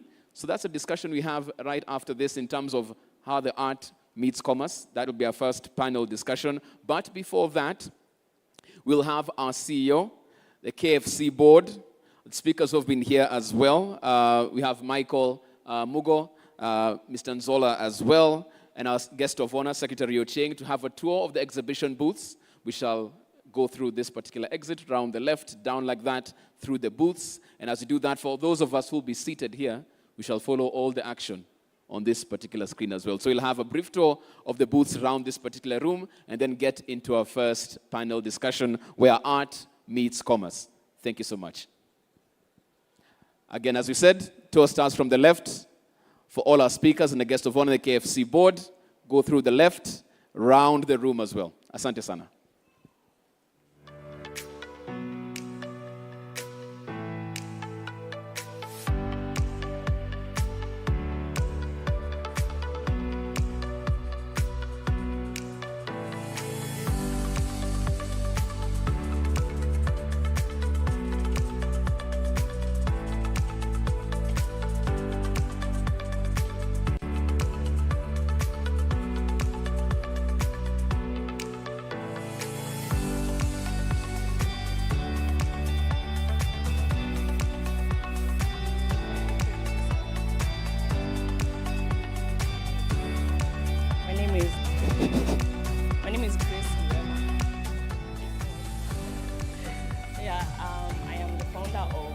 Studio,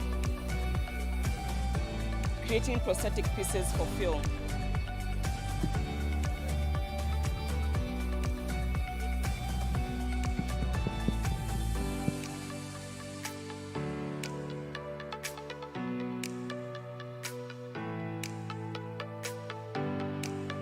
Test it first. One, two.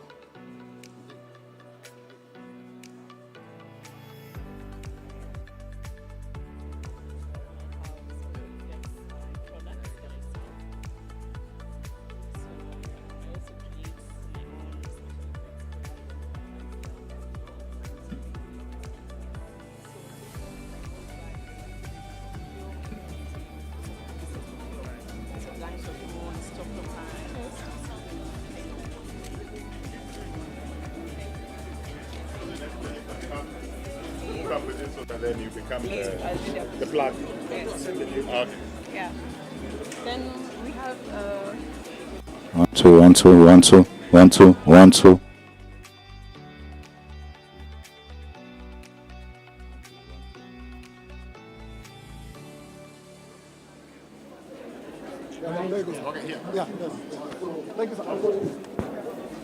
So 1 2.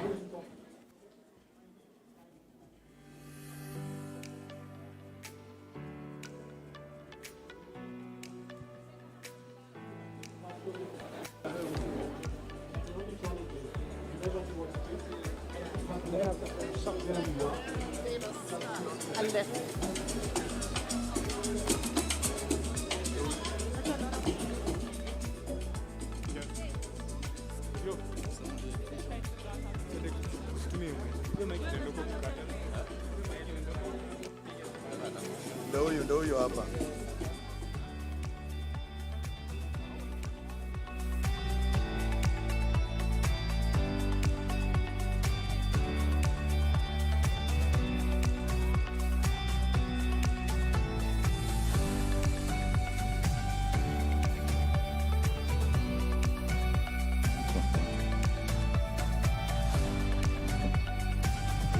1, 2. 1, 2. 1, 2. 1.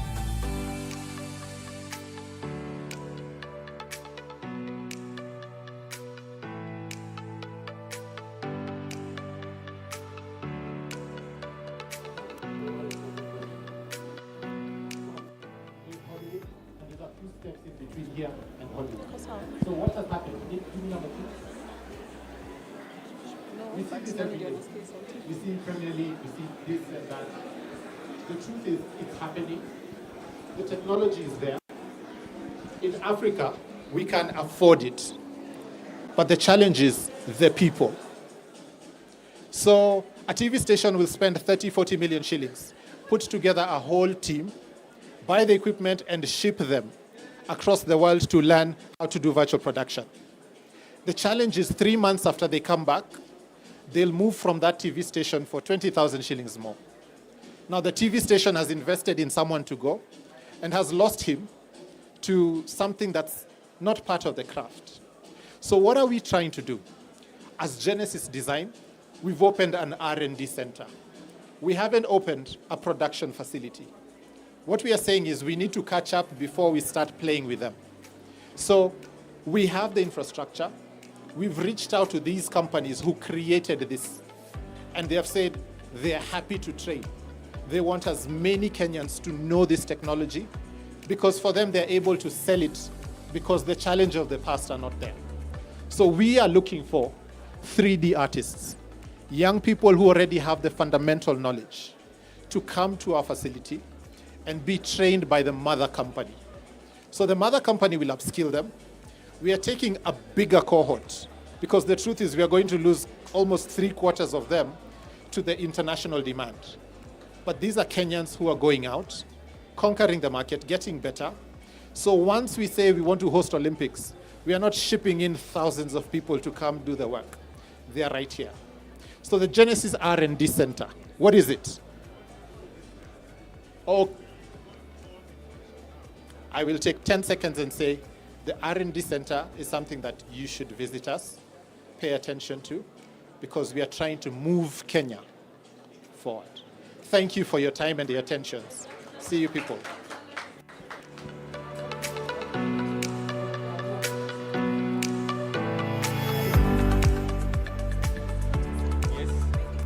Yes, hi everyone. Yeah, my name is Paul Kihuha from Protisa Creations. We make film equipment locally and from scratch metal. Like here we have a jib. This is supposed to be a bit longer, but we have a limited space. So these are giraffe jib, yeah, and you can just control the camera from here, as you can see, yeah. And now this is a mini jib. So this for small guys, yeah. Yeah, if you don't need these big machines. And I have this rack. This rack is for filming, yeah? You can set everything here. So even DIT, you can set your gadgets and everything. I also have this one. This one is a rostrum. It's for shooting events. This is the same when folded, yeah? And this is the one. Okay, anyway, this is my piece of art. Yeah, I have tested it, okay, and I have used it, right? And we have already tested everywhere in the market. Yes, yes, yes, yes. Yeah, yeah. Like for 6 years now. Yeah, I have this one. This one is a rickshaw. A rickshaw is for shooting with a Steadicam. Normally, when someone is shooting with a Steadicam, we normally put someone else here so that you can help him, yeah? But now this one, you don't need the other person. You can just push the Steadicam person with it, yeah? And now we have a slider here. Sawa? I think the microphone is not working. We have a slider here.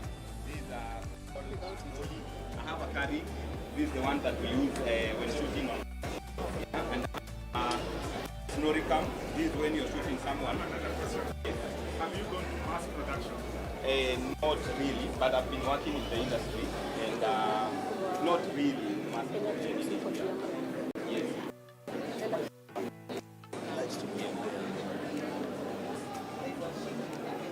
Yes. Okay. okay, in film, I think this has the equipment. You must need it, okay, in the industry. Yes. And let's say I'm the only person who is doing this currently in the country and in Africa. Because I'm also equipment Africa, Tanzania, Uganda, Sudan. Yeah. Now this is a snoricam. When you're shooting someone riding a bicycle, like a motorbike, yeah, you don't need, like you can just place the camera here and then it can, yeah. And I also do slate boats. I think we need to come and visit your factory. Yes. And before you go, here, and I'll give it to you later. Okay. Yeah, we did this for you. Yes.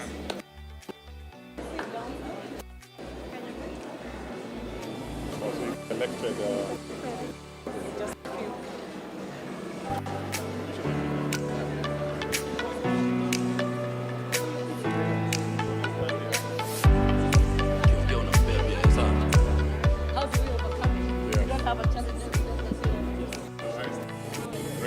Karibu sana.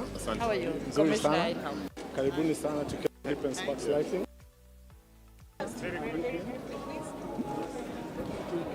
Sparks Lighting. We are mainly film suppliers in East and Central Africa. We focus mainly on cameras, lighting, grips, generators, and a lot of training, capacity building, involved in associating ourselves with the local institutions, Kenya Film School, ADMI, Multimedia University, Masai Mara. So we incorporate a lot of students from these institutions into our organization as well. So we're very keen on that. Besides the local work, we're also very keen and focused on the international stuff, international series as well, foreign movies, documentaries. So we try as much as possible to position ourselves as a local supplier but with an international feel. So this is just a little sample of what we've come along. Can we comfortably say that we can be able to facilitate and sustain any kind of production? We can sustain any kind of productions for two reasons. One, we've got a local capacity and an international capacity as well for a couple of projects. And besides that, we're in collaboration with Panavision and Panalux, which is an American rental company, in terms of capacity. And should we need any specialized equipment, we only get it in a couple of hours. So that is something that, again, we've been very focused on. Are you on our database? Yes, I am. Yes, I am. I was here a while ago, and I was told you have the most equipment needed in film industry. So how And the other most important, yes, and the other most important thing, with the technology changing very fast now in film industry, especially on the LEDs. Like today, what we've done on this show, we've focused on LEDs. So all the lighting equipment that we have with us today is just mainly LEDs, and we only have 2 sockets here powering all the 5 lights. So it just tells you where we are headed as far as technology is concerned, and we have to keep on chasing the same. Yeah.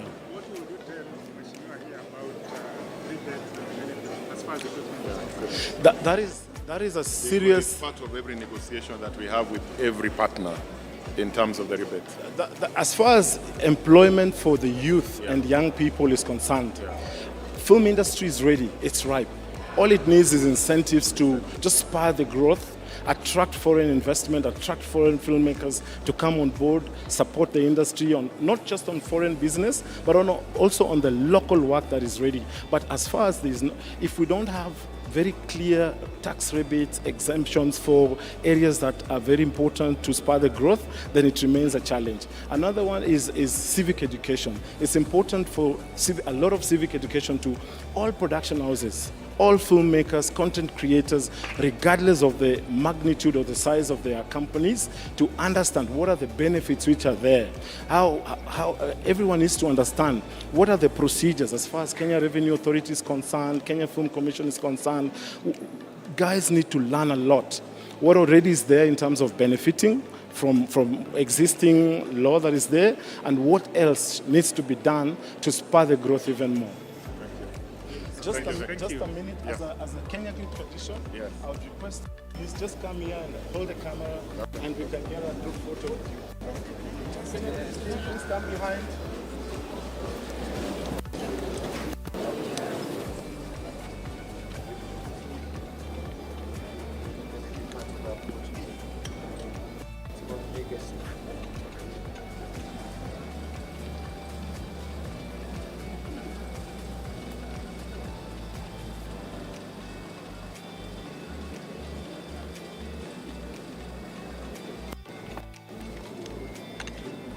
So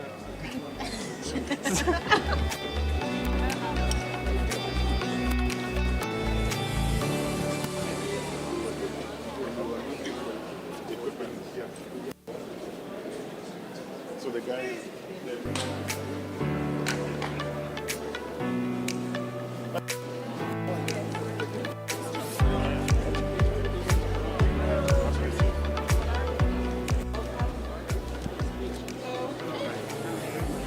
Great. Great. Thank you very much. Hi, good morning, welcome. So, welcome to Transperfect Media. We have a branch here in Nairobi. My name is Caroline Bindio Coroso. Run our branches here in Nairobi and Nigeria. And these are my colleagues. And this is my colleague from Spain, who is ahead of our dubbing operations.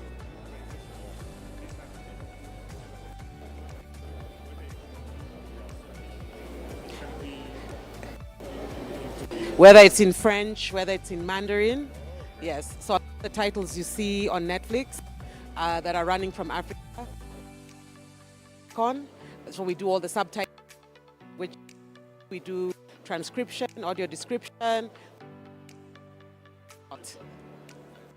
localization, basically.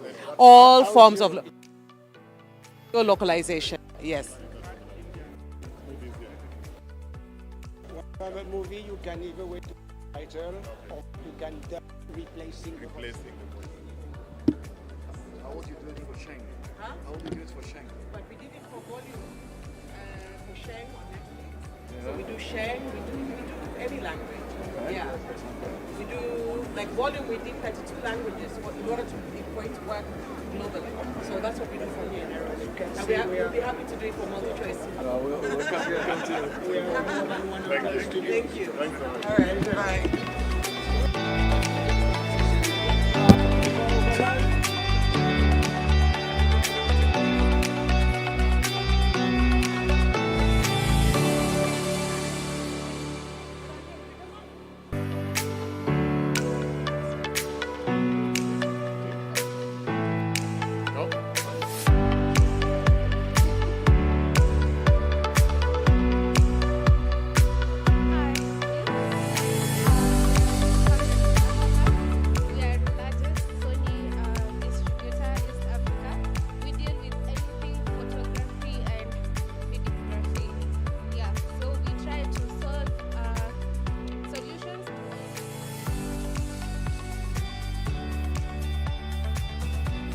This is the season where dreams come to life, where glamour meets excitement. Discover new trends and opportunities in the explosive market sessions. Enjoy the most recent films at our movie screenings. Engage with your favorite industry stakeholders. Explore and experience the B2B sessions, exhibitions, conferences, and workshops. And of course, the most magical place, the Kalasha International Film and TV Awards ceremony, where the industry's finest gather to celebrate excellence. Lifetime Achievement Award goes to the Kalasha International Film and TV Market Festival and Awards 2024 awaits you from the 27th to the 30th of March at the KICC Nairobi, Kenya, where art meets commerce. Buy your ticket at www.tikiti.co.ke. Be a part of this year's festival.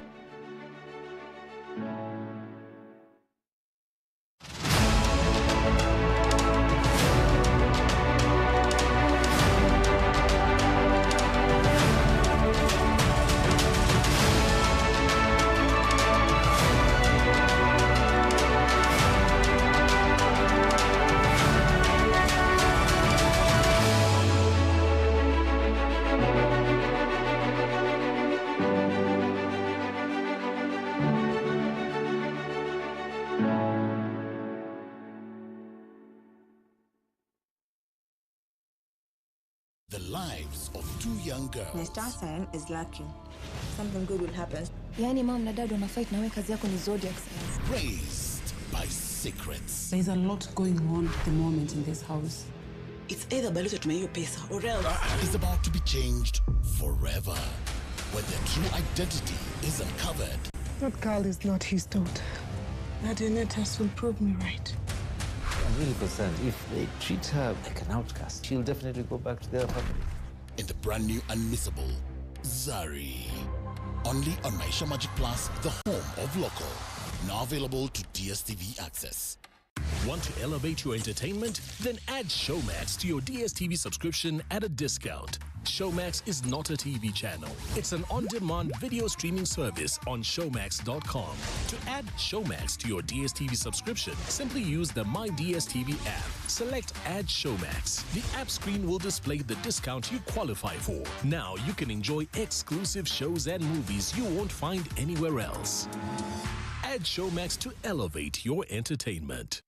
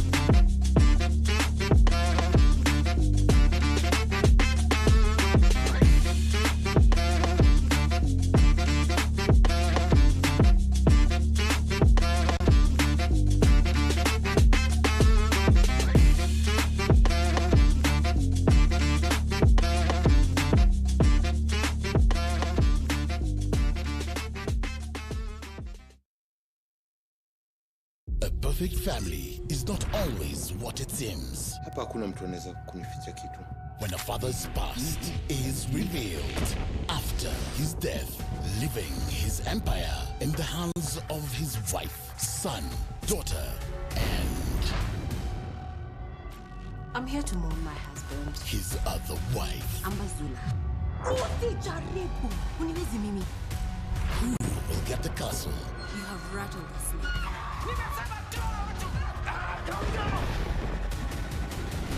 The war of succession is on in the all-new Kasiri.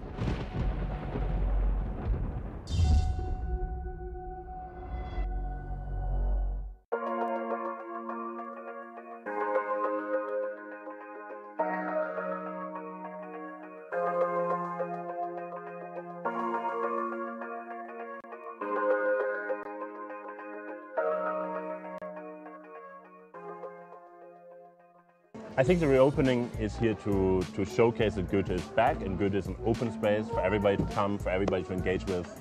It's a space where you can gather, where you can connect to people, find like-minded individuals who are also passionate about art and creation. And that's what we are about, and we are here to stay and to be an open space also in the next decades to come. I am happy to see that our own students here at the Institute are able to partake in this activity, and that even the Goethe-Institut is trying to encourage the young youth to work hard and motivate them to join careers.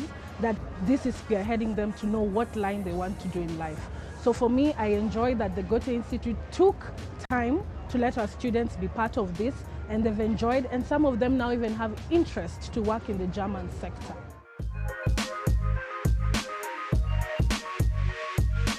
Hi, my name is Lily Kobler. I'm the director of the Goethe-Institut, the German Cultural Center, and we're really having huge celebrations here today. We've been renovating and refurbishing and trying to create more accessible and welcoming spaces for our visitors, our partners, and the creatives of Kenya. So we're really, really happy that we're done with this and we're able to open our spaces again. So I'm most of all excited. It's like a dream come true because you see building and construction and you can't really imagine what it will be like when it's alive. But now it's alive.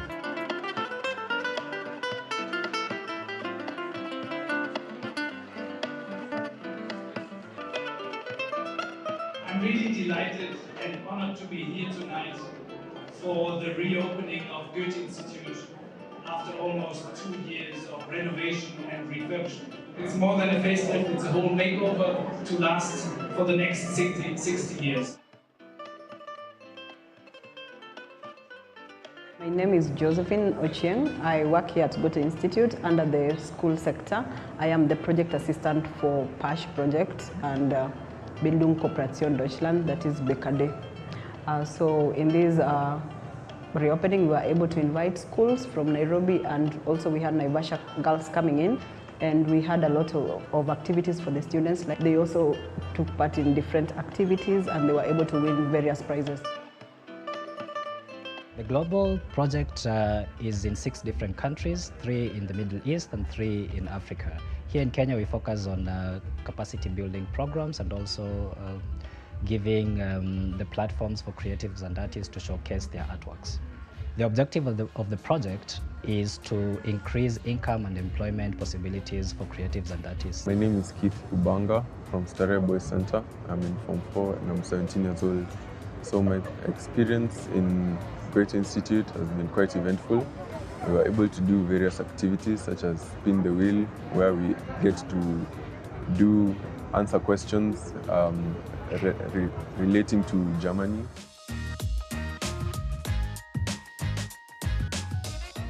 My favorite one was the scavenger hunt. We were able to do a scavenger hunt using an app called Kalasha, where we will go around the city looking for checkpoints as we get to know more about Kenyan history.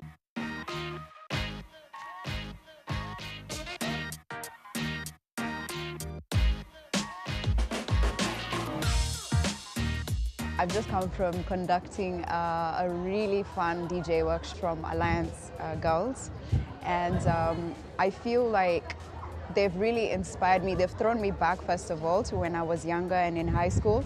I wish I knew that there was options for careers like these when I was in high school a few years back.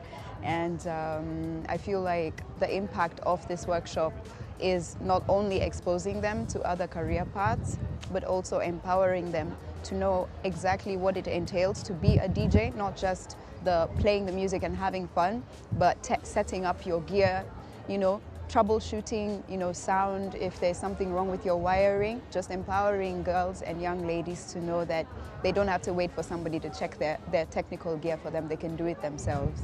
I mostly create content for children, so illustrated books, 2D animations, games. Apart from that, I've been a lecturer at ADMI for the past 3 years.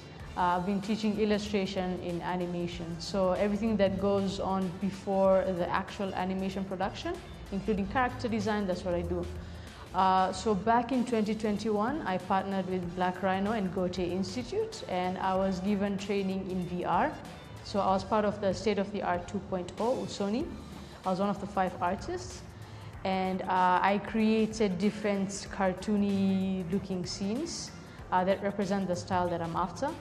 So for the past 2 days this weekend, I was lecturing and giving a workshop to everyone about virtual reality. The Cultural Programs Department is here as a space to support creatives.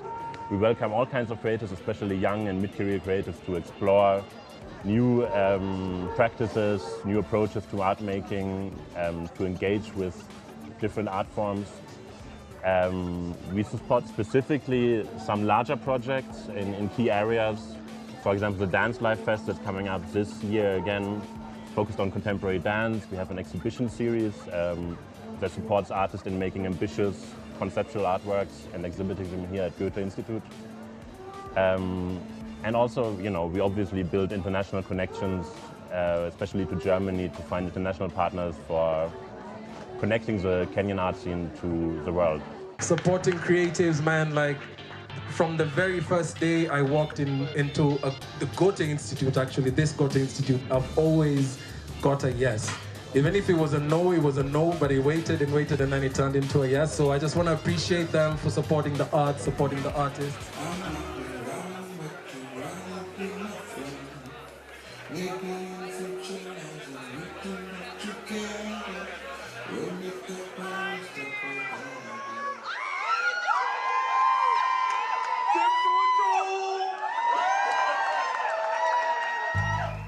Nairobi City, how you doing?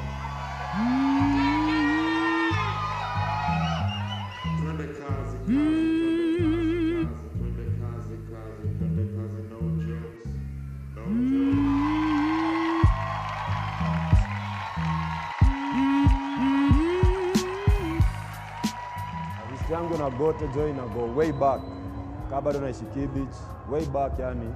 I think my first international flight ilikuwa Berlin. Through an exchange program ilikuwa inaitwa Spoken Worlds. Nili make friendships zenye na work nazo mpaka saa hii through Goethe. From Waseka Viva Konagwa, producer wangu anatoka Berlin, amehostiwa hapa before, na tunawak naye mpaka saa hii. So Goethe was like an eye opener for that international market, not only as a performer but as a sound. Kuna niomba na anything ikihappen hapa lazima ni pull up, because na feeling kama narudi home.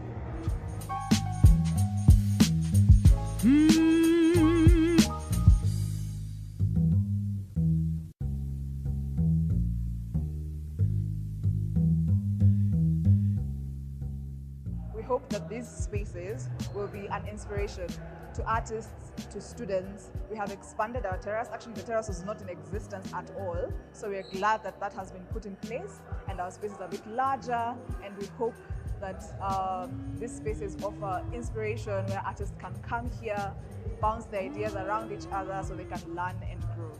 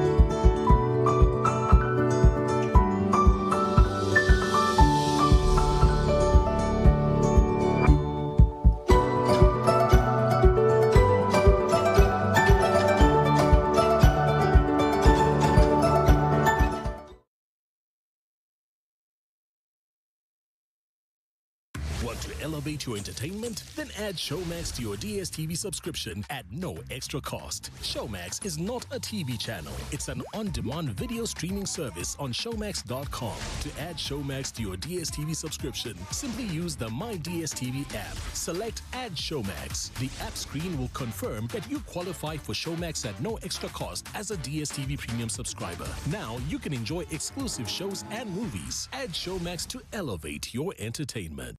Easter, enjoy your passport to non-stop laughter and entertainment on StarTimes. The Salulu is to recharge and get upgraded. Can we play games? We've got fun and play for the big and little kids. Action-packed sports. Absolutely unbelievable. Thrilling movies. You're an actor. Act. Passionate new telenovelas. Real-world documentaries.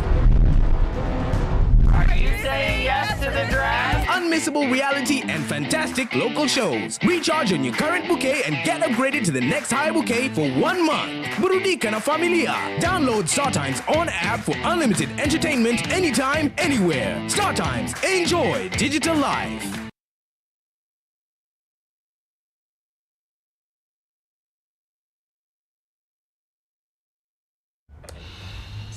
¿De qué parte son? No, no está cerca del mar. Yo de aquí, Mira, ¿tú de qué parte eres? del norte. Es una zona cerca de Bolivia, pero...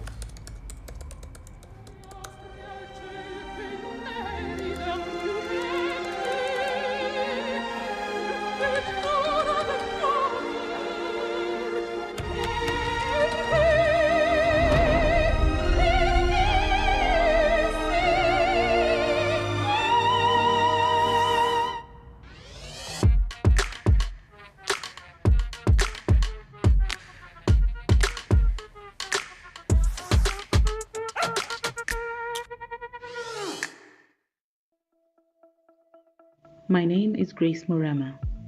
I am an award-winning certified special effects makeup artist and the founder of Goethe-Institut Studio.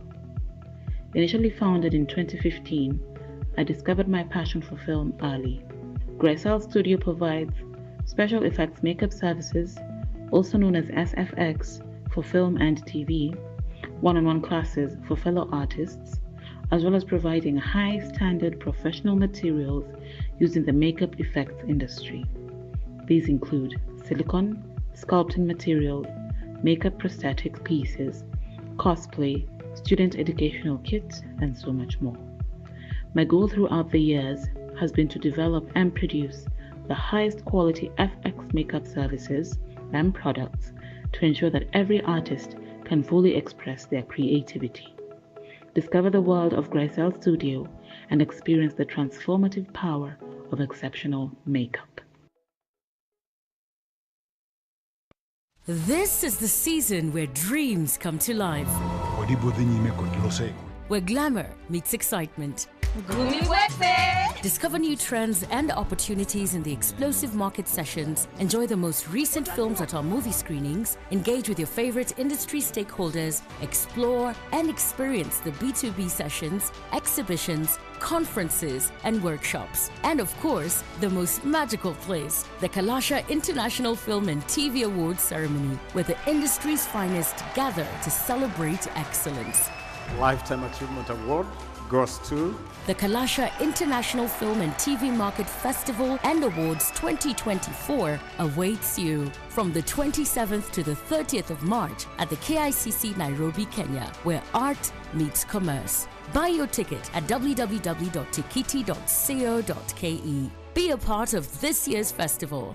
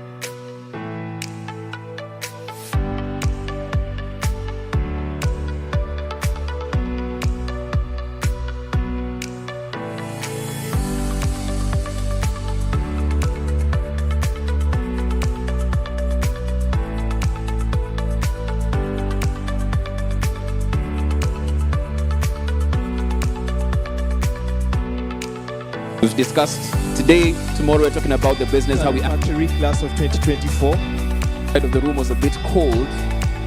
Let me warm it up. Everyone wants to network. That will have days. Kalasha International Film and TV. Distinguished guests, ladies and gentlemen, good morning. Good morning once again. Ideas and necessary expertise to tell amazing to discuss the business of film. This is a day that speaks for itself, and we have lined up another round of applause for Kenya Film Classification Board. The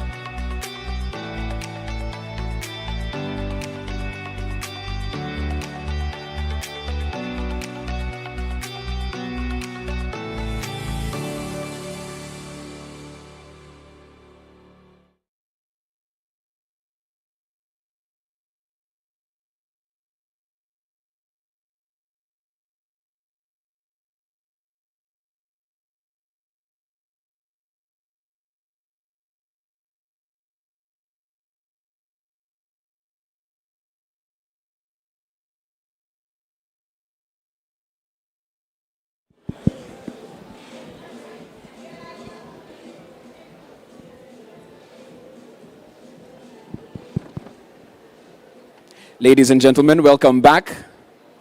That was the tour by our guest of honor, the board as well, just going around and seeing what is in store for us. Please take your time as well and go around and experience it as well. They'll be here for the next day. Tomorrow they'll be here as well, Friday as well. So make sure you go around and experience it for yourself. At this point in time, like we said, we're here to discuss the business of film. The hashtag, as you can see scrolling on the screen, Real Money, where art meets commerce, and like we said, that will be our first panel discussion. How is the art meeting the commerce? How are we making business and making business sense of the productions that we're making? That's a conversation we'll be having shortly. Like I said, the hashtags we're using, hashtag Real Money, hashtag Kalasha Awards 2024, hashtag Kalasha International Film and TV Market. There's also a QR code that will be on the screen. So if you want a program digitally, you can actually scan that QR code that will pop up on screen in just a bit for you to get your own copy of this particular events program. I'd like to call upon our next moderator, Ms. Nina Shaban, a seasoned master of ceremony with vast experience in business news reporting, presenting unique perspectives and relevant commentary to events. She's excelled in communicating complex ideas to a variety of audiences in her career. She's worked with the Cooperative Bank, USAID, Engineers Association in Kenya, NTV Top 100, and Bureau Veritas, among many others. Please put your hands together for this panel's moderator, Ms. Nina Shaban.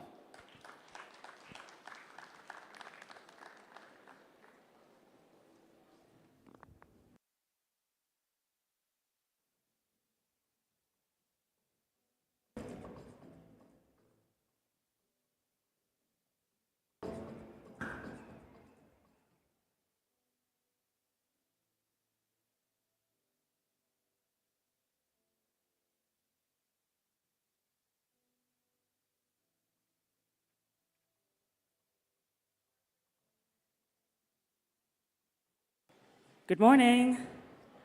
It's almost afternoon. Good morning once again. Let's appreciate our master ceremony kindly. Okay, so my name is Nina Shaban. I'll be your moderator for this particular session. I am a business news anchor and reporter from the Nation Media Group, and I'm very excited and humbled to be moderating this session with the theme Real Money, the business of film, where art meets commerce. Now, without wasting any time, allow me to invite our panelists on set to help delve deep into this conversation. We'll have our chief guest come first, that is Mr. Raymond Ochieng, HSC, Secretary of Youth Development of the Ministry of Youth Affairs, Creative Economy and Sports. Mr. Raymond, let's appreciate him as he comes in set.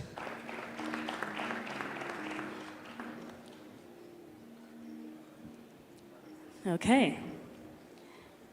Following suit is Timothy Owase. Timothy Owase, the Chief Executive Officer at the Kenya Film Commission, one of the reasons to why we're having this awards and this setup today. Timothy, let's appreciate him as well. Mr. Jonathan Olsbach, Executive Chair at the SPI, Consultancies for Global Creative Industries. You see it right there, sir. Let's appreciate Jonathan. Lennox Mugambe is a Group Director, Asset Finance and Business Solutions at NCBA Group. Lennox, ma coffee kwake tafadhali. Marie-Laure Mungai, one of the other ladies who'll be joining me on set. Marie is an African creators industry and sports business advisor, investor, and entrepreneur, founder and CEO of Restless Global. Marie, thank you for joining us. And Sheila Charisima, who is a partner at NISK, or NISK Capital, an investment bank in Nairobi, Kenya. Let's appreciate him. All right. And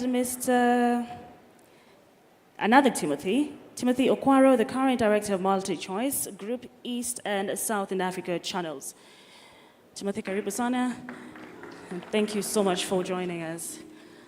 All right, this are our panelists. Ladies and gentlemen, I'd like to say, we're going to start off with a question and answer from me, and later on we're going to throw it to the floor for the question and answer session. So feel free to jot your questions down if you have any, and then we'll be getting to hear from our panelists once that particular session starts. And to my panelists, a very good morning once again. I would like to start off with a conversation on the artist's earnings. Now, where you'll all, of course, give your sentiments according to your expertise. What are your sentiments on how much artists in the film industry are paid, and what roles are you playing to ensure that individuals in the sector get a decent pay? We're going to start with you, Mr. CEO Timothy Owase.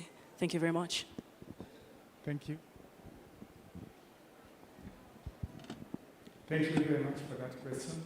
First, I would like us to appreciate the fact that we are in business of making movies. And I underline the word business.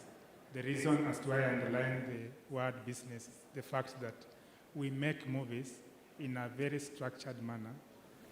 You have to plan for your story. You have to plan, identify which market you like to sell your story, who are your audiences. You apply research to get to identify the needs that you would like to fill.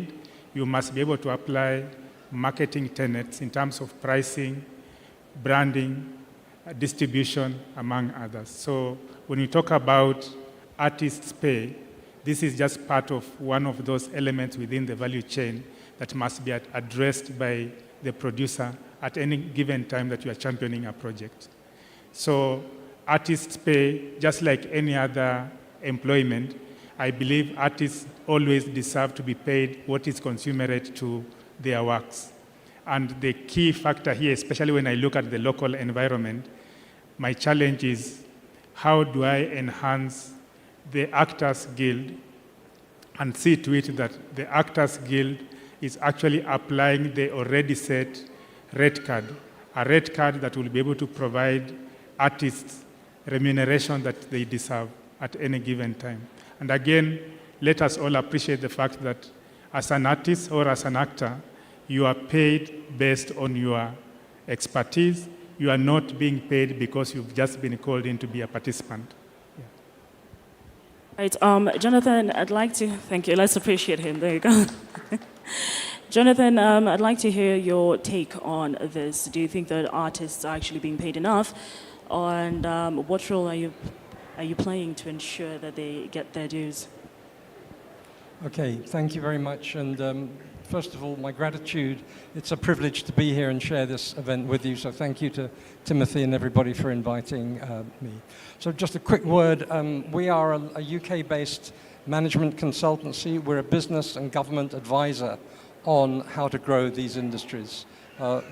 We've got clients all around the world that are governments or government-funded entities, film commissions, film institutes, and also benefits can be derived, is what are the government policies in place to drive this activity to levels of success that we believe there are very few other industries can deliver.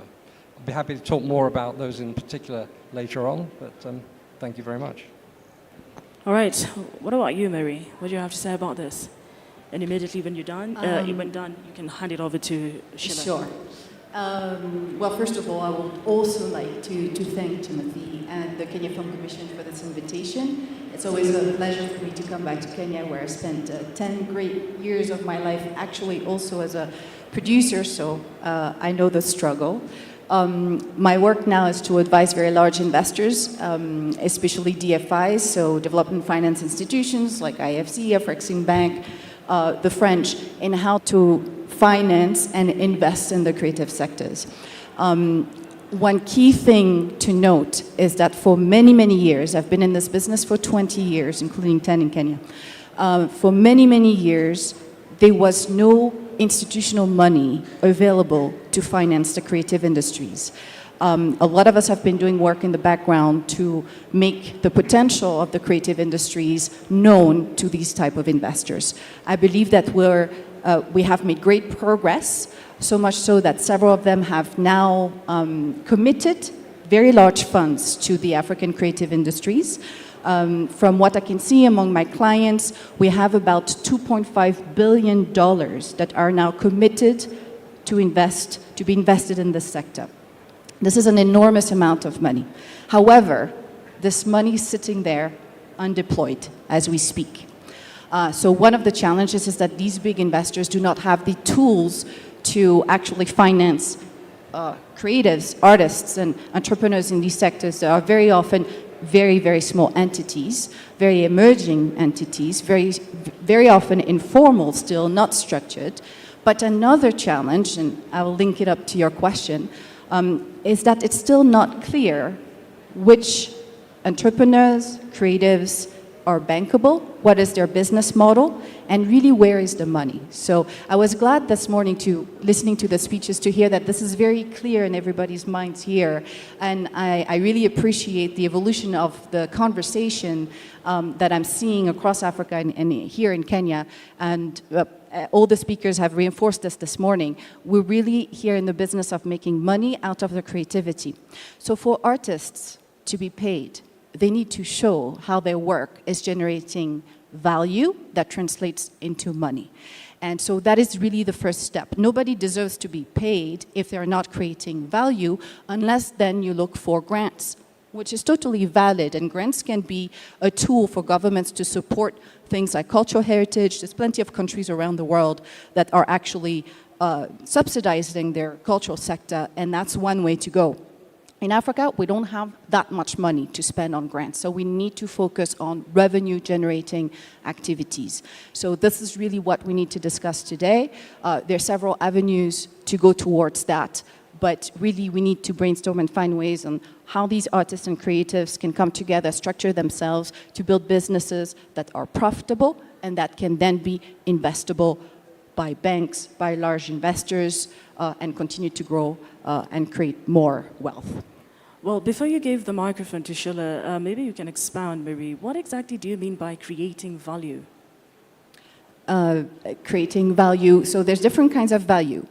Art, of course, create value in terms of promoting a cultural heritage, promoting new ideas, Very often artists are also, thinkers, so they show a mirror to society. So there's an intrinsic value of that. There's the value of entertainment, there's a value of that. However, we need to translate this into monetary value. This is a marketplace, right? So creatives, artists need to be able to produce a product that sells. There needs to be an audience for it, and there needs to be buyers for it. And unfortunately, on our markets, one of the challenges we're facing is that there are not currently enough of an audience. There's an audience in some countries, Nigeria, Senegal. In Kenya, there's not enough of a local audience for local content. And we need to have buyers, people who are ready to spend money to acquire that content. Okay. We also don't have enough. Right. That's another challenge. All right. Sheila, what do you have to add onto that? Thank you, Timothy, for the invite and to the audience. I think particularly on remuneration, and I'll zero in just on film and screen. If we think about from pre-development, development to post-development, at those various stages, there's opportunity for different kinds of remuneration.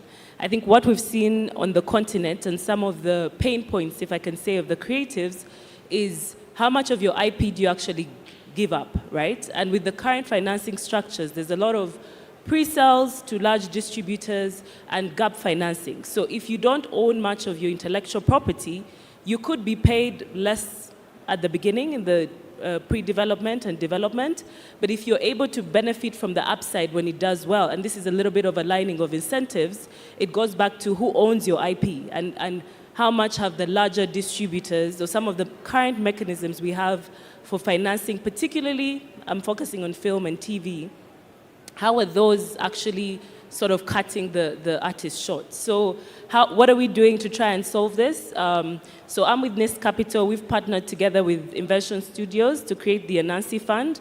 And the Anansi Fund is going to be looking at Pan-African opportunities in the film and screen space.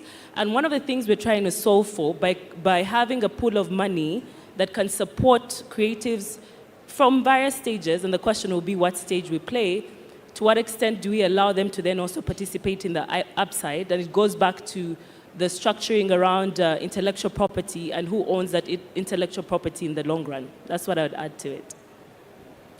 Jonathan? Oh, sorry, Lennox. Sorry, Jonathan. Yeah, thank you, Nina. Unfortunately, I don't think I can really speak about how much artists should be paid. All I can say is that once they get paid, what can we help them do with the money? Because as a commercial bank, I'll just give you some background on NCBA group. Is that 60-year plus heritage. We've been very, very strong within the asset finance business. We've funded a couple of producers. I've seen some of my customers here. Some of the film equipment that we've seen, some of them are actually funded through NCBA. But back to it, one thing we've observed, and just having a discussion with the people exhibiting out there, is that there's a gap on financial literacy as far as once the participants are paid. And that's why we come in as a bank, to come in and support in investment opportunities, in saving on opportunities. And also, there is a comment that Mr. Oching here mentioned earlier on, that many creative participants are not bankable. So our responsibility as NCBA Bank is to make them bankable. So when we make them bankable, then they'll be able to access financial instruments that will help them now develop to whatever level they want to. Thank you. Right. We are going to get into the bankable part in just a bit. Timothy, what do you have to say about this earnings? Yeah, good question, Nina. And I think it's been an ongoing discussion throughout the years. And I concur with a lot of what Maria said, as well as what Timothy here said. And for me, coming from a channel perspective, coming from a perspective of where we have worked with the industry a lot, commissioned a lot of content. We have seen people, come back and say they lived, their livelihoods have changed because they've been on a show for 5-6 years. I don't know whether there's one answer to that, right? I don't know whether there's an answer to that. I think everybody who works in different fields today will always feel that probably they're not paid as much as they should. I think it's a factor of two things for me. Like Timothy said, where there's a red card, that needs to apply. We work through third-party producers who then go and, get agreements with cast and crew. Then they need to follow whatever guidelines are there in terms of the red cards. Then from a broadcaster perspective, we also do not have infinite pots of money. Money is a scarce resource. So it is always a negotiation when you come into contracting for shows, right? And so that's where the give and take comes into play. And I think ultimately as producers, if the offer isn't great, I mean, some walk away from the table, but others make it work. So I think as an industry, we're getting to a level where people are earning a living from film. Are we where everybody wants to be? I don't know yet. We saw in America recently, there was a strike. Hollywood was always the biggest market where we thought everything is kosher. So yeah, I think continuous conversations in how we streamline and just consolidate the industry so that then everybody is happy with what's happening. Okay, Raymond, as a government representative, what are your sentiments on the earnings when it comes to filmmakers? And do you agree with Timothy that we are at a good place, but we are really not where we are supposed to be? And what exactly can be done about it, especially from where you sit? Thank you so much, Nina. First of all, critics should earn a lot of money. They should earn a lot. And I'll agree with Lennox. I'll not say how much they should earn, but they should earn a lot of money. In a day-to-day, when I get into the office in the morning, I have several meetings, some like this, go back to the office, have another one. I close the day. But look at what a creative puts in a day. It's a lot of work that we cannot just sit and say that, you know what, they're just entertaining people. One, Kenya is at a very good place. And the best statement to make as a government officer is we are creating an enabling environment. We are not employers, but we create an enabling environment. But I want to say that this government, the Kenya Kwanza government, is intentional and it's double clutch on what we are doing. First, we've said we must come up with a legislative framework that then institutionalizes our good intentions. So that it is not based on today you have a proactive CS, tomorrow you have a different minister, the next year you have another government, the next 5 years you have another government that is not so excited about creatives. So one, we are going for a legislative framework that is going to ensure that that is done. Number two, we've got a major flagship called Talanta Hela. And it tells you that of the flagships that this government stood to undertake, one of it is a pillar on creatives. How do we identify talent? How do we monetize talent? How do we incubate talent? Then the scalability of how do you scale that? Then the other thing that also we have done as a ministry is to then ensure that then we don't become an island. There are countries that have gone ahead of us. South Africa is doing well. We've got a joint production cooperation with South African government. We have also done one with China, so that then when it comes to infrastructural inflow of what we are doing, then we can do that. Then we have also put the right leadership, and I think you must appreciate us. We have put team, I'm almost saying we have put team in power with the commissioners, our right dynamic team to spearhead this industry. And you can really see. So, Nina, I agree with you. We are not where we should be. But we have already put things together to make sure that we take off. So I believe the 10th Kalasha Awards marketplace, we should be talking about a big thing and reality and tangibility. Thank you. All right, before we get to the 10th one, share with us the status of Talanta Hela, if you don't mind. I show you? Share with us the status of Talanta Hela. Come up, I share with you there? It's about Talanta Hela. Yes. Shed some more light on it. One of the flagships that the President, His Excellency, the President, Dr. William Samoei Ruto, has taken over in terms of pushing, in terms of our ministry, is the Talanta Hela program. So Talanta Hela program is a platform that the government is going to create that is going to make us identify talent across all over the country to the grassroots. And we are also having an app right now. So in terms of the initial nascent stages, we have started with sports. But we are going to go and expand to all other, because when you talk about the creative sector, there are very many parameters from dancing, music, art, and all that. They're all within the creative ecosystem. So we are trying to organize that ecosystem such that if you have a great talent, you just need to put your talent in that portal, then it is identified. Then we've got a resource funding that is being put together so that then you are incubated, then we scale you up to market. So if in terms of you are audiovisual artist, then we have galleries that are going to be coming in terms of internationally. How do we market Kenya? Musicians. So already it's a space that we are bringing everybody on board, all hands on deck, and we want to co-create together.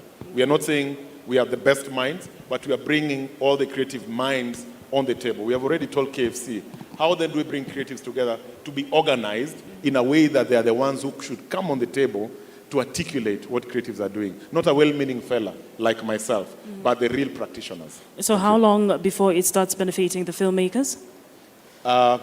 Already that infrastructure already we have laid with the KFC. And that's why you are seeing the partnerships that we have, Jonathan here, and all the partnerships that we're having right now with you. So the president has met with Netflix. We are meeting TikTok. So already it's a whole value chain that needs all stakeholders. All right. So I also want you to also hold us accountable so that then we have this conversation. We shall be because here. the president has said we must be accountable to the practitioners. Okay, Thank you. okay. Thanks, Raymond. We shall be here to actually hold you accountable. Now, crossing over to creatives as a whole, allow me to get your views on the bill proposing the establishment of the Office of the Creative Industries and Registrar. That's the establishment of the Office of the Creative Industry Registrar on issues protecting intellectual property and ensuring individuals in the sector do not need a guarantor, as the government intends to establish a guarantee fund aimed at impelling banks to extend credit. I will start off with you, Lennox, because all matters credit is in your space, and then after that, Sheila, you can give us your views. Yeah, thank you. So, looking at where commercial banks stand today, is that we do not have something we can call film banking, one that can provide financial solutions to the various stakeholders within the film industry.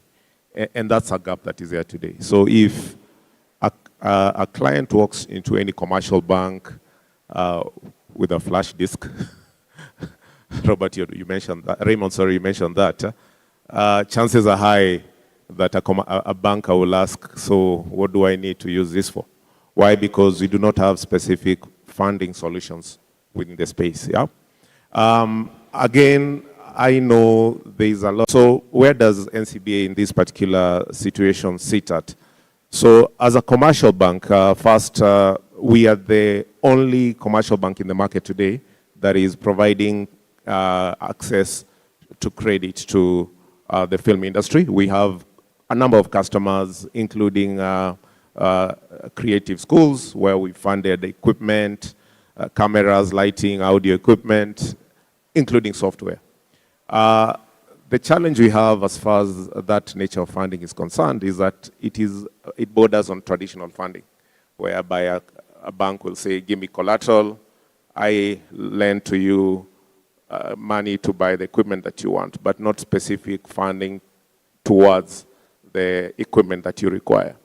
But as an NCBA, we've come up with solutions that have enabled such kind of customers acquire equipment without the requirement of providing additional collateral. So that's a gap that exists today in the commercial banking space. But for NCBA, the equipment that we see that we've actually seen around the exhibition halls can be financed without the requirement for additional funding. So to that extent, I think as the pioneers of asset finance and the market leaders in the market, we've been able to come up with solutions that help customers to acquire funding that is relevant to their art today. Thank you. Well, allow me to ask, Lennox, how does that work for you? Ensuring that there is access to finance to the filmmakers, and yet at the same time it's termed as high risk. How do you ensure as NCBA that you actually do not go on a loss? Okay, so it starts with the formality in how an entrepreneur within the space runs their business, because you have to attach or attribute someone's income to the borrowing they require, isn't it? So the unfortunate thing is that locks out those of us who participate in ad hoc, non-structured kind of film activities whereby you don't have a constant flow of revenue. What that places us is that there's easy access to funding to, say, producers, because producers do a lot of formal kind of financial management internally, and then it becomes easier for any commercial bank, not just NCBA, to grant financing to these. However, where we come in is that because we understand the informality in how the film industry operates, we have come up with digital banking that will then help us pull together all these stakeholders into somewhat formal banking, that then they can create a banking history that can be bankable into the future. Meaning that once we provide them with the financial literacy that they require, the next request for funding, it will be an easier conversation than it is today. Okay, now to you, Sheila, your thoughts on the Creative Industries Registrar to focus on issues protecting intellectual property and ensuring that individuals in the sector do not actually need a guarantor, as the government intends to establish a guarantee fund aimed at impelling banks to extend this credit or funds. I think Lennox has sort of touched on what the crux of the issue is, in the sense that currently there's still some sort of asset, right? So you're a producer and you need an asset even if you go to an NCBA to get the financing. Now, beyond the actual physical equipment, I think there's a question around how do you now look at IP as the asset that you're financing, and whether the banks are the right partners to be looking at that, alternative financial institutions, is a question mark, because it's a risk and return profile. That's really what it is. What is the risk profile of a bank vis-a-vis a fund, vis-a-vis a development financing institution like Laura was talking about earlier?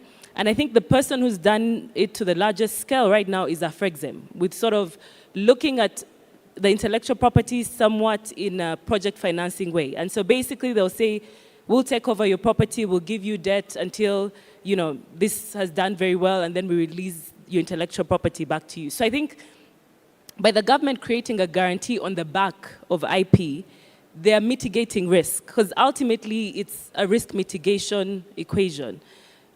Lenders, financiers, investors, it's all about taking risk, but it has to be calculated and mitigated. So the more we can get partnerships, whether it's government partnerships that sort of guarantee that first layer or willing to take a first loss, it will help people like NCBA maybe even move from purely asset financing to perhaps now looking at financing the intellectual property and financing operations. So I think what we've seen is that beyond getting the cameras and the equipment, you still have quite a bit of budget you have to fund. And it's difficult to fund that budget. So what do? You go and pre-sell. You pre-sell to a Netflix or an, Amazon or what have you, and then it's at a huge discount. So by the time whatever your production does really well, you don't have much IP left.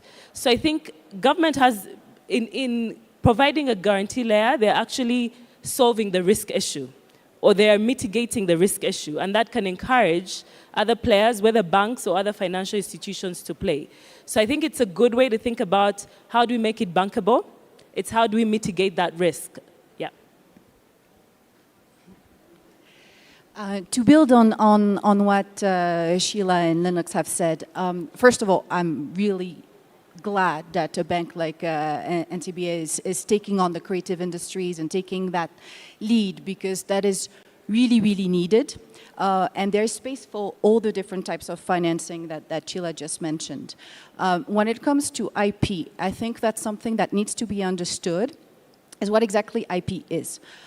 So IP is basically what ties you as the creator to your work. It says, I own it, I created it. But IP can be sold, can be traded, can be rented or licensed, okay?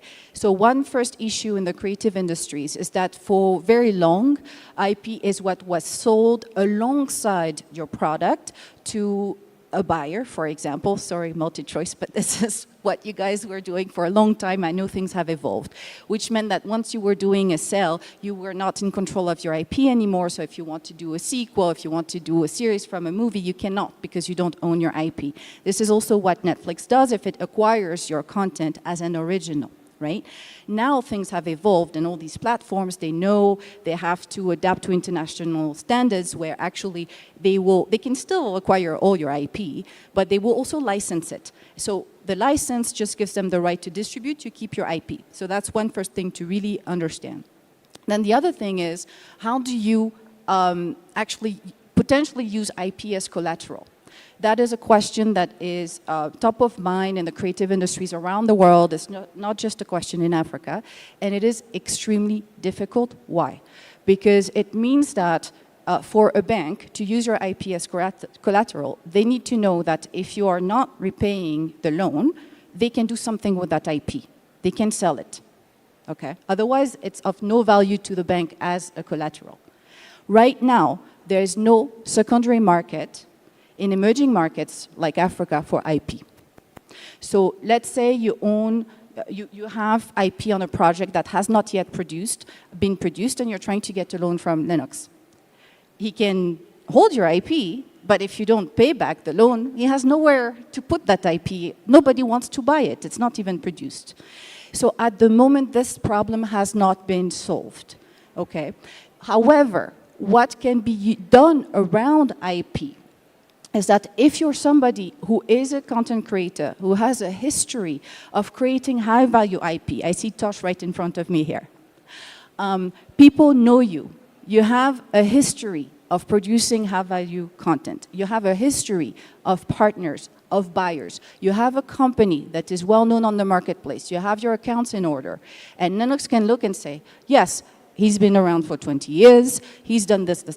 He has a great reputation. His accounts are in order. I trust that the next project, which is already, by the way, perhaps pre-sold, or there's an LOI, letter of intent, from a buyer, that will get done because this person has proven this. So the way to monetize your IP is that it creates a history about who you are and why your business, not just one piece of content randomly from somebody who's just appeared, but comes among a lot of other signals that can tell a banker this person is bankable. So this is how you need to look at IP, and also please plan for the future. Don't give away your IP for nothing, because it might have other uses in the future. What I'm describing is the situation today, right? And just to say a little bit about Afreximbank, so some of you might have heard, my team actually designed the $1 billion facility, film finance facility for Afreximbank. We spent a lot of time designing this. Right now, it's a bit of in a beta phase. It will be officially launched, hopefully later this year. But Afreximbank is a bank, just like any other bank. They also need to have some type of collateral to be able to give you a loan. It is normal. This is normal banking business. Don't blame any bank for that. Now we're trying to see what are acceptable collateral for a bank. And in the film business, you can show, so again, your production company history of success and your accounts. You can show pre-sales for your product. That doesn't mean you give away your IP. It can be just a license deal, right? So if you have a pre-sale with Netflix or pre-sale with MultiChoice, you can show if you have equipment, you can show a variety of things. You can show some equity funding from other partners, other types of investors, and then that can give the confidence to the bank that they can loan to you. All right. Thank you. Jonathan? Okay. I'm going to slightly throw a spanner in the works here, as I say. I think IP is a massive distraction for new filmmakers. Marie, you've said that you've reflected on the fact that ownership of IP on a particular piece of content is essentially a negotiation. You've also said that production companies who've got a strong track record are better placed in that negotiation to retain IP because they're bringing expertise and proof of concept to the negotiation. But for many newer filmmakers, you don't have that track record, so you don't necessarily have the negotiating position that you would need. And I think the better route to retaining IP is being successful in your first and second projects so that you get a reputation in the market, you become a desirable and rare commodity, a proven successful filmmaker, and then in the negotiation, you have much more opportunity to hang on to the IP that could be valuable down the line. Another reason why IP is a distraction for emerging filmmakers is IP only has a value if there are profits at the end of the day after everybody else has taken their piece in the revenue waterfall. And it's quite rare for a new filmmaker to immediately make a profitable film. I think we have to recognize that government strategy in many countries is to encourage new filmmakers to come to the table and to give them resources to make a number of films until they kind of get it right or until they find an audience. You know, if you're making, you know, if each new film, unless it's a sequel or a prequel, is a kind of a prototype. So you're dealing with an unknown quantity. You don't know how it's going to work in the marketplace. Even if you think it's going to work brilliantly in the marketplace, there may be other pieces of content out there that are looking for the same eyeballs that get in the way, that make it hard. So if we're talking about feature films, cinema films, it's a very risky proposition. I'm not surprised that traditional banks find it hard to assess the risk, and probably the position of banks in this industry might not be to help the entry-level filmmakers find their feet. That may be more of a function for government to take on that risk. So, I think I'd rather not spend too much time personally talking about IP because I don't think it's that relevant for many people in this room. What is relevant for people in this room, and we talk about where art meets commerce, is what government can do to stimulate greater success throughout the industry and grab all the benefits that this industry uniquely can deliver to the public purse and to the people in the country, which we've seen in many, many countries around the world. These days, this industry is a hot industry. That many governments are introducing strategies, including incentives to stimulate local production and incoming production. Right. That's the game everybody wants to play, and that's the game that governments are recognizing can be a big win. It's not about IP. All right. Now that Jonathan touched on the government, maybe Raymond, we should hear from you. Thank you. Thank you so much, Nina. In terms of the IP, when it comes to the film sector, the product of it is a little bit a very unpredictable product because you don't know end to end from how a film is done to the tail end, to the last mile, whether it's going to be a hit, whether it's going to be big and bring the revenues. And therefore, it's very difficult, and we can't compare it with access to finance to build a house. At the end of the day, the house will be there. Linux will come and say, Raymond, you could not pay it up. But in terms of making this unpredictability predictable and intentionally making this believable, and we look at bankability, is not only on the bank. How do we secure and ensure that a filmmaker and already that project that particular team have, there's a little bit of assurance to the banking institutions, there's an assurance to the insurance institutions, So that whole value chain in terms of when we talk about IP, and as government, as what we are moving is, how then do we consolidate? How then do we consolidate and we delimit the risk that comes with the entire value chain of starting the product to the end. And therefore, this then becomes a role that all players have to play. And I was saying we were having a talk with the financial institutions.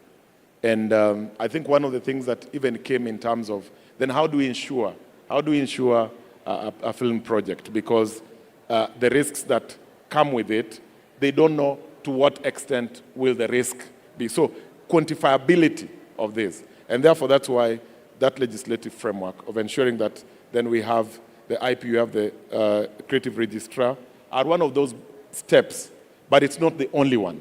We must employ all other parameters and knit this end to end for this to be a formidable space. All right. On the creation of the registrar, I mean, you've already mentioned that these are not the only steps that are going to be taken to protect this creative. But now, on the ones that we've already mentioned, which is creating the registrar and also and standing in as a guarantor for this creative, how far is the government in this? How far we are going is we did public participation. I hope I got you right. Your mic, I couldn't. We have already undertaken public participation, but again, at the ministry level, on behalf of the principal, the cabinet secretary, is really very open, and we've even had a discussion with KFCB and KFC that then how do we onboard the players within the space, because this is not going to be a one-off. You said, Nina, before, we should not be where we are. We cannot build it overnight. We cannot just take off all today at once. And that's why this is going to be a continual progress. And we are very open on certain areas that the practitioners would feel these do not fit us. But again, what we are emphasizing, Nina, we cannot do this if members are not on the table. I got statistics from KFC that right now we have 13,000 filmmakers in the country. 13,000. The 13,000 filmmakers that we have, they are established filmmakers. They are upcoming filmmakers. They are all manner of subcategories and categories of all that force. If that space can organize and intentionally co-create and bring what value they would want to be on the table. And sometimes the problem that I think also bedevils this sector, like other sectors, is when you call players to come. There's a lot of gatekeeping. There's a lot of, why did you call so-and-so? Why did team call so-and-so? Why was I not called directly? I think that's where we have to go. So we must bring all the, in quotes, the big fish, the small fish, the upcoming, and make sure that whatever product the government is going to address is going to address the entire value chain. It's not going to be for the big boys and the big girls alone. But again, it's also going to incentivize and also even encourage that young person who is in school to say, I want to become a filmmaker. They'll not become a filmmaker if we do not draw what success looks like. So what success looks like cannot be left, ladies and gentlemen, on the hands of government alone. Sometimes us guys in suits may be well-meaning, but we are not where the rubber meets the road. So we call everybody on board. All right. Timothy Owase? Thank you. We talk about intellectual property. I think this is a very positive distraction that enables the holder.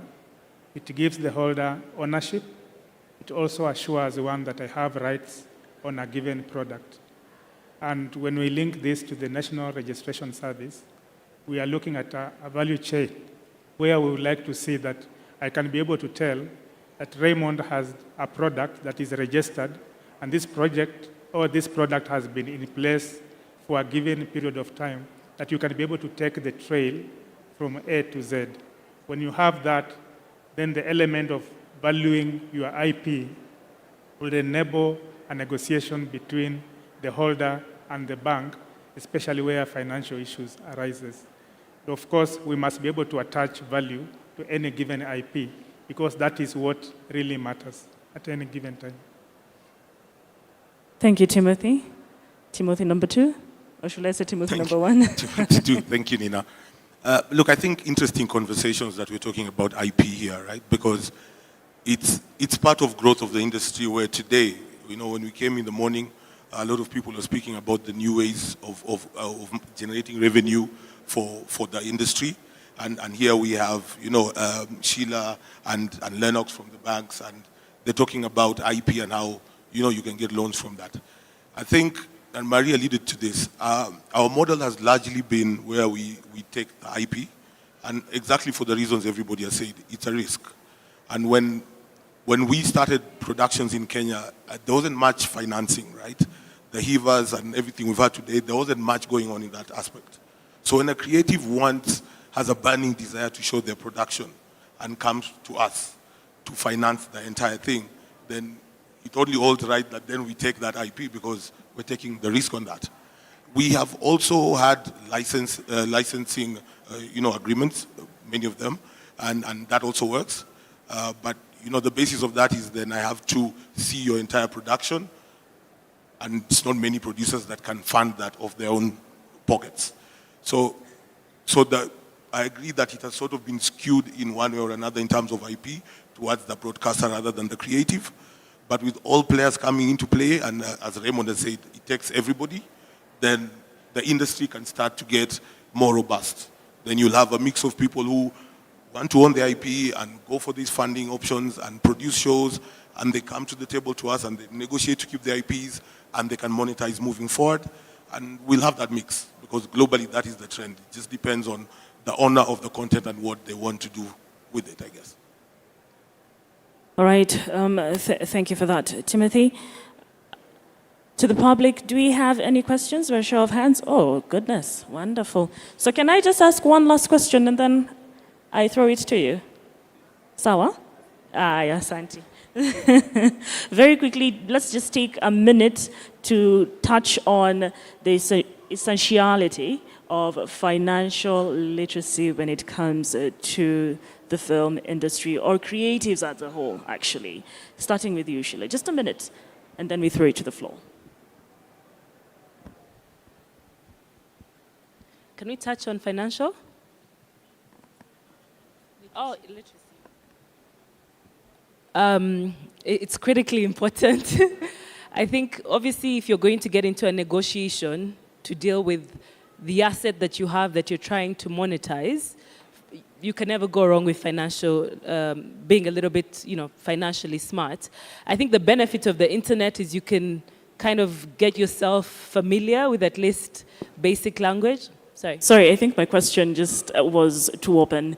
Financial literacy, and you, from where you sit, what are you doing to ensure that you play a big role in educating the creatives that come around you when it comes to artists' financial literacy? Got it.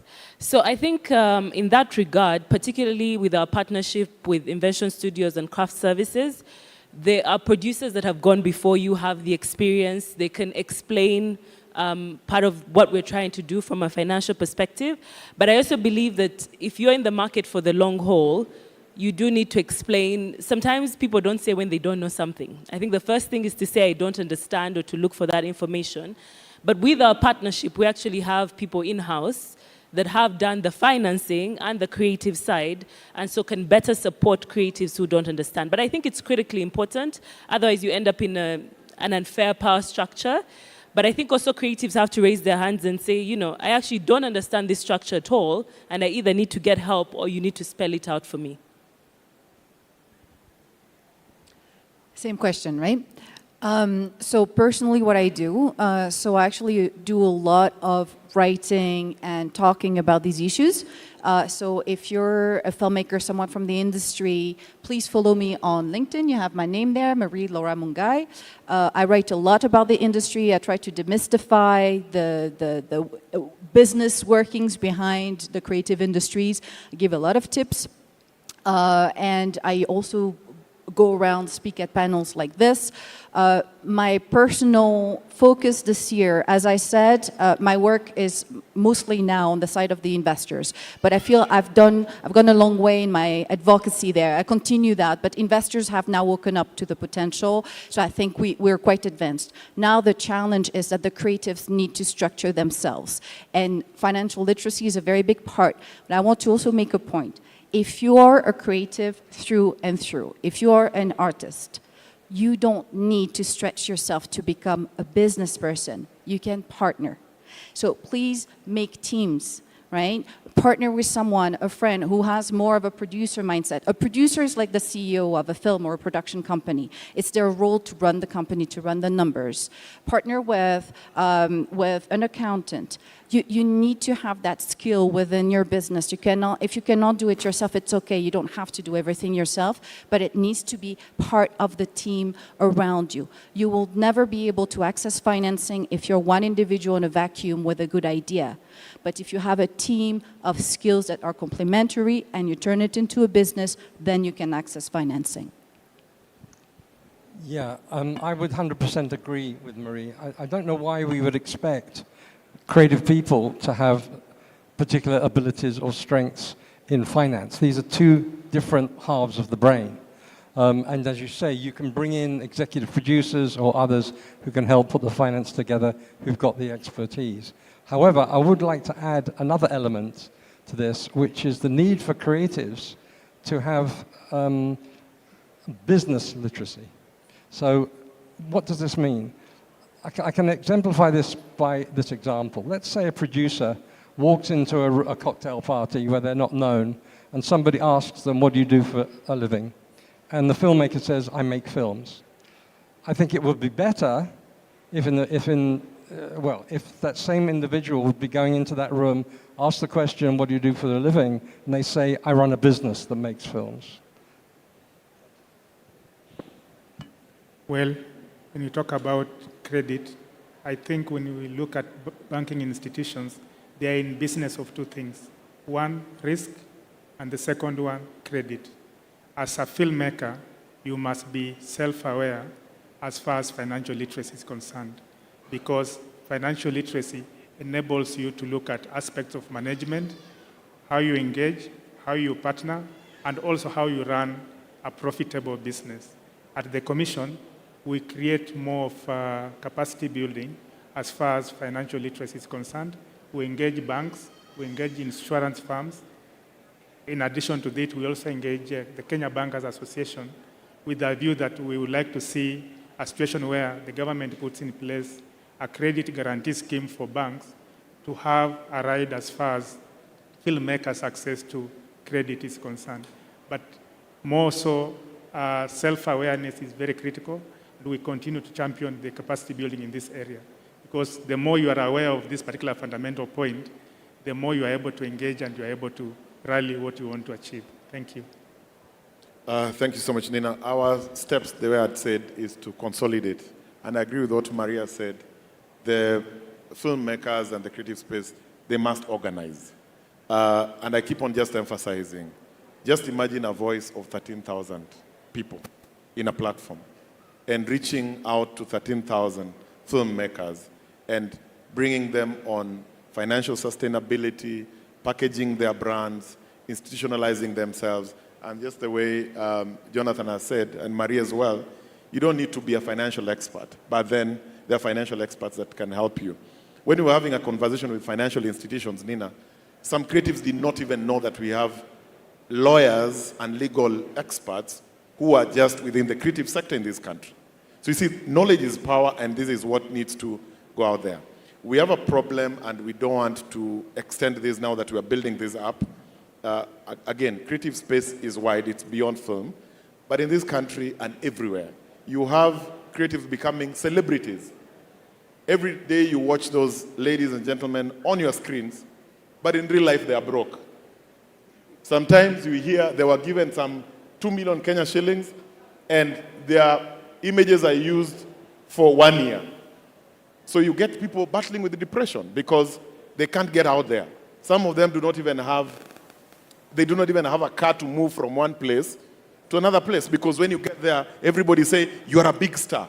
But you're a big star, but in between, who helped you in terms of just knowing how you need to tie your brand and then convert that to money, and not only to money, how then you become sustainable? Because you may also not be a star for 2 years, 3 years. After 4 years, you may not be the star because new guys may have emerged. But then, how then you transit? So this is very critical, and financial institutions will play a great role.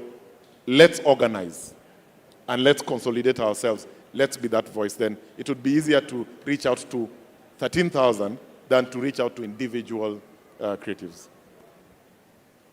Yeah, thank you. I think by the end of this session today, I'll have converted everyone here to a banker, because you're speaking the same language. So, as far as our role as NCBA is concerned in terms of promoting financial literacy, first of all, any funding decision is predicated on cash flows that are visible. So, the issue in terms of providing an IP, yeah, we'll be told that it can be monetized, etc. But what the bank wants to see is cash flow. So what are these cash flows that you're earning? So it's very difficult for us to really interact with something that is not tangible, something that is intangible. What we've done as NCBA is, one, in conjunction with some of the customers, the clients we have, is that we've, one, worked together to understand what is your cash flow point, okay? At what point in time do you receive your money? You've talked about 2 million, someone receiving 2 million. I don't know how that is paid, but we also have the creatives who are paid informally, either in cash or other channels that are not very formal. So what we try to do is to bring that into a formal setup that then we can now track a cash flow pattern. And that cash flow pattern is what will help us convert into a bankable proposition, as we've talked about, yeah? So once we identify the cash flow point, understand the gaps with regards to how the cash flows are appropriated, obviously in conjunction with producers, encourage that all payments being made to the creatives, let it be done formally, so that, because that is what will rely as commercial banks in terms of being able to give funding. And we also understand that this is a digital era. A lot of the creatives are very young, so they prefer a digital platform. So we have a Loop banking app, which is a digital bank for NCBA Group, that we can also use as a conduit to channel the cash flows.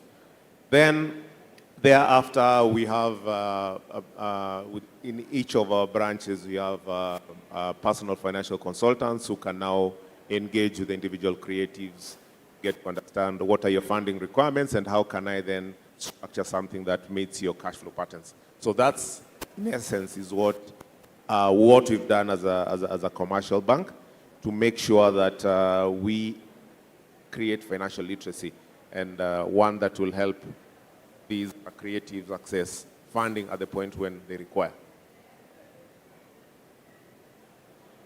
Yeah, so I concur with the sentiments from my fellow panelists on the importance for financial literacy.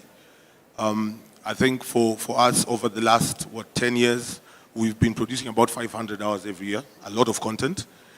And we are at some point quite unpopular because at the end of every production, we demanded some things from the producers, right?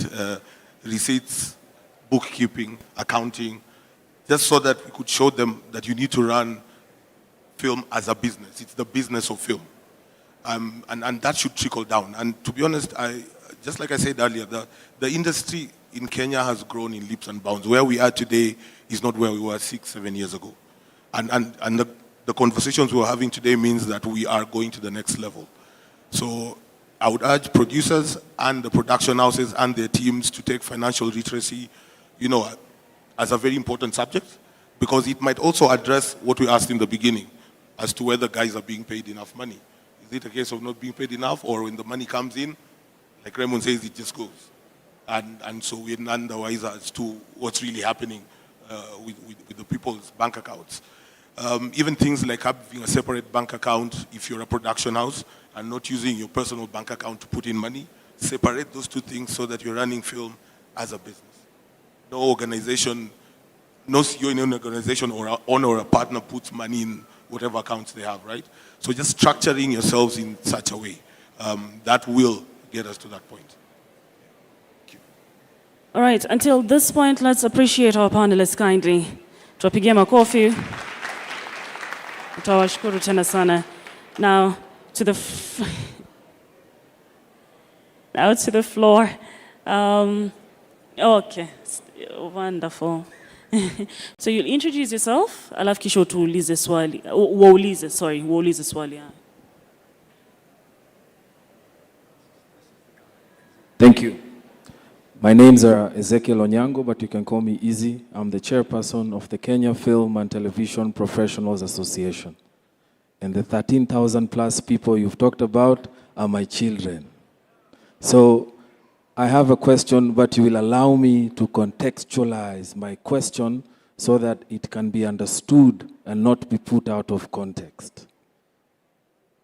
A lot of the problems we face in the world today are all problems of culture.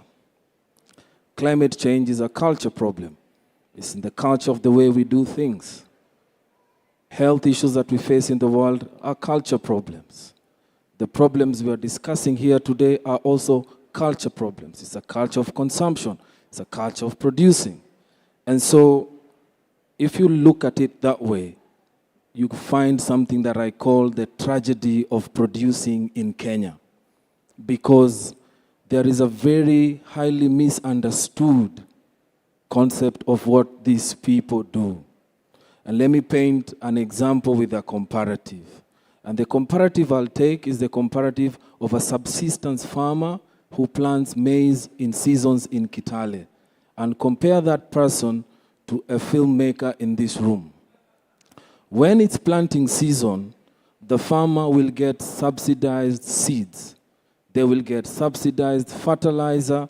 They will get agricultural extension services that will ensure the inputs they need to produce are incentivized and subsidized.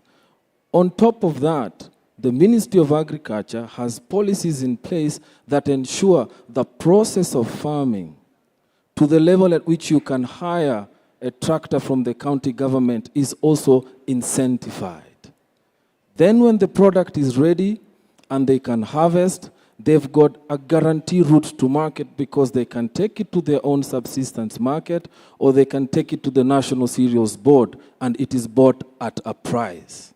When we get to that word price, pin it because you can only measure GDP of something based on the market price that it takes to the market. Then now let's look at the story of a producer like Tosh or the young emerging producer who is here. They have an idea and they want to write a script. They will have to hire a script writer. There is no subsidy for them to be able to hire that person. So they will get their script at a more expensive price. Next, they will go to produce.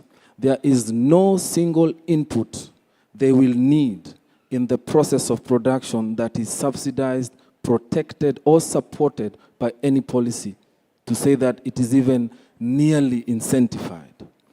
The supply chain in production is 30 times bigger than the supply chain in planting your maize.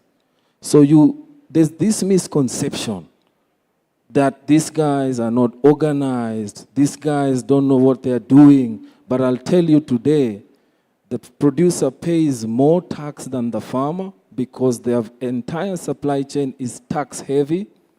They spend more money in their supply chain to produce. They spend more time. They hire more people.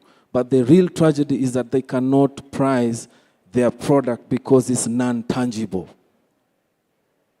And I'm very happy that there is no filmmaker in the panel because the solution lies here. When you cannot price your product, it means the economists and planners in your country cannot measure the contribution of that particular product to your GVA or your GDP. So we are never counted. Whatever we do doesn't make it to the numbers.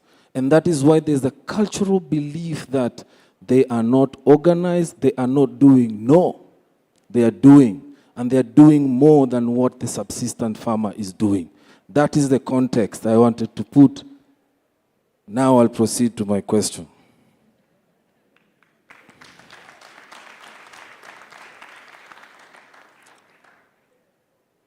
How come when Kenyans, and at that time I was a young man, me and this gentleman, we tried to open a bank account at Barclays, and we were told we were not bankable. Because at the time, I am in campus, Tosh is learning, we are starting a film company. But Equity Bank innovated in the same space, and all of a sudden we were bankable without doing any change. We were doing what we were doing, we were freelancers, but Equity Bank found us bankable. I credit that to innovation in the finance sector to challenge cultural beliefs. Number two, for a long time in Kenya, we didn't have access to credit cards. Then came M-Pesa. There's nothing the Kenyan citizenry did to change. They continued doing what they were doing, but it is the finance sector that innovated to change and break that ceiling and gave us M-Pesa. Today, we have fintechs where you can acquire a digital loan for as high as 1 million shillings. There is nothing. These guys have changed. They're still doing what they're changing. But the finance world has innovated to meet us at a place. So then I've listened to the panelists, but what I've listened to is status quo. That this is how DFIs work, this is how VCs work, this is how financial banks that are doing asset financing work. Where is the innovation that will allow us to change these cultural beliefs? Think harder, I challenge you. Put yourself to work. We are doing the work on this side. Whether or not the finance is not there, you will still see Kenyan content on Netflix, you'll see it on KBC, you'll see it everywhere. So the challenge is into the finance world. How can you throw yourself deeper to find these things like the examples I've given of equity, M-Pesa, to meet us as a convergence, and then we take this thing beyond IP. So that's the first challenge. To the government of Kenya, my question is, post-independence, Kenya has never had a cultural policy targeted to audiences and consumers. We design policies to respond to production, but not to consumption.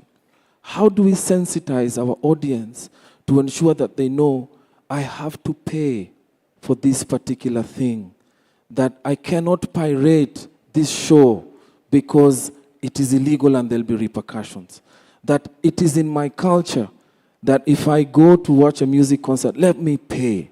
Because when we introduce such culture shifts, then the audience will respond. So the question to you, Raymond, is what's in place for that? Otherwise, thank you very much. Nina, can we take 2-3 questions, and your panel can answer those? Where to next? He says he was next here at the front. A lady. Let me go down there.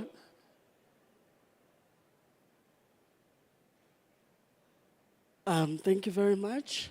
My name is Kanyima Kubane, and I am a producer, director, and writer from South Africa, and I have a film that will be showing here at the Kalasha Film Festival. It's a world premiere.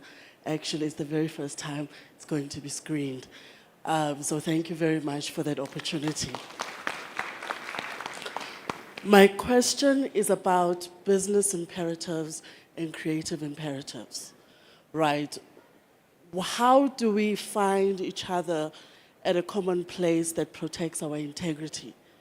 Because when we create art, we don't create art for numbers or for the commercial aspect only, but we do want to have businesses that are profitable, that are sustainable, businesses that enable us to no longer need financial institutions because we can fund ourselves to give opportunities to others that are coming up.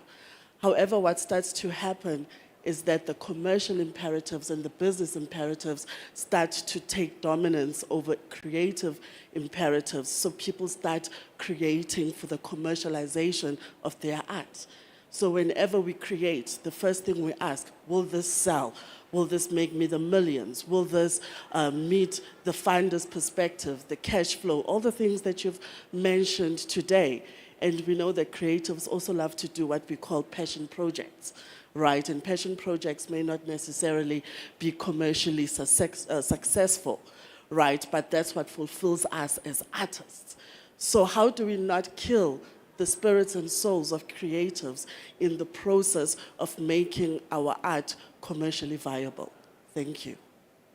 And I am going to specifically aim Mr. Raymond and all the funding partners because they are the ones that really deal with this. Because it's a big problem. We stop creating for art and we start creating for commercial entities. Thank you. I think you can take one more at the front. Tosh thinks I have something against him. I'm following Nina. Good morning, good afternoon. My name is Tosh Gitonga. I am a film producer, director. Although I prefer to be a director, but I've been forced to be a producer because I had to learn the business of film. My question is simple, and you talked about your NCBA customers. I am one of them. It took a long time. I still feel we have a long way to go. If you look at what's happening in the rest of the world, and I'll talk about Africa, Nigeria has surpassed us. South Africa too, in terms of the films that are being done, especially service films, which is a whole different entity. And that would be a question to government. I feel like we are two couples that love each other, but do not know how to speak to each other. We speak different languages. So I don't know how to tell you I love you because I don't speak your language. And it has left us in the same space for a long time. Yes, we have an issue in terms of seeing film as a business. A lot of us are artists, so we make films for the art. And then we realize along the way that we have to learn the business side of it, which is okay. My question is, and I think Izzy touched on it, cannot the banks or the financial sector, you've also all over here said about the problem is that there's financial illiteracy. Can the financial bank take up and create a creative department to really understand, this market? Because we are artists, we don't know how to put ourselves in the financial sense. And create a department that the task is to find out how do we make these guys' business work so that when they come to us, we can tell them, this is what you need to be for me to give you money to make a film. Yeah? And then the second question is to the government. All this talk is good, but if the end of it doesn't make sense, and when I mean end, I mean the market, again, route to the market, it's all null and void. We are encouraging a lot of young people to come to this industry, but what are they coming to? I've been there for a long time. I look at them and I feel pity. They come with their big eyes, bright-eyed, but some of us are still here because it's really what we love to do. And sometimes we sit and watch while everybody keeps talking about promoting the film industry and making more people come to the industry. What are we doing to make that industry work? And I'll give an example. I think we have 5 cinemas in this country, 5 or 6. Whatever the number is less than 10. And we are talking about creating a huge market from the creative industry, yet the output is almost non-existent. Where is it all going to go? If we're not creating a space for the films to go to, where is it going to go to? And I have seen we're doing a lot now in the sports sector, a new and commendable. I'm seeing a lot of stadiums coming up. Can we also have cinemas from the government? Can the government promote the culture?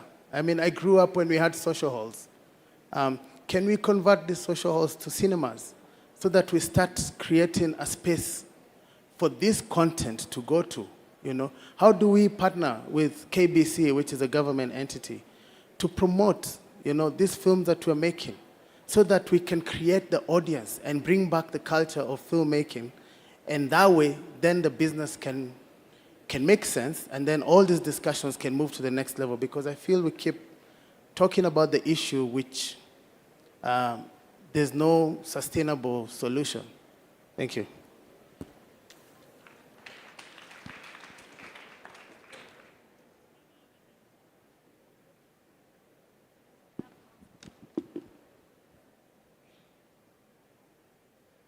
Nina, can I start? Because I don't have a notebook. Okay, go ahead, sir. Okay, thank you so much. A disclaimer, Izzy is my personal advisor, so some of the things I'm saying here is personally responsible. But anyway, on a lighter note, I'm just joking. One, from what Izzy said, I think I also want to do a disclaimer so that I don't blow what he said out of context. We are not saying from the government that the 13,000 are not organized. Actually, they are there, and a lot of work is going on there. What we are just saying is that how we can synergize and make sure that the voices of the 13,000 is well captured. And even on our end, we accommodate the views and the intentions and the visions and the aspirations of the 13,000 filmmakers who are not at the same stage.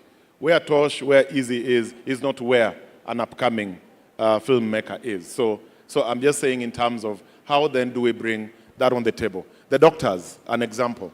You even heard the government say, one of the governors said, I'll not quote, it was on the media, that even these doctors, the Doctors Association, is unconstitutional.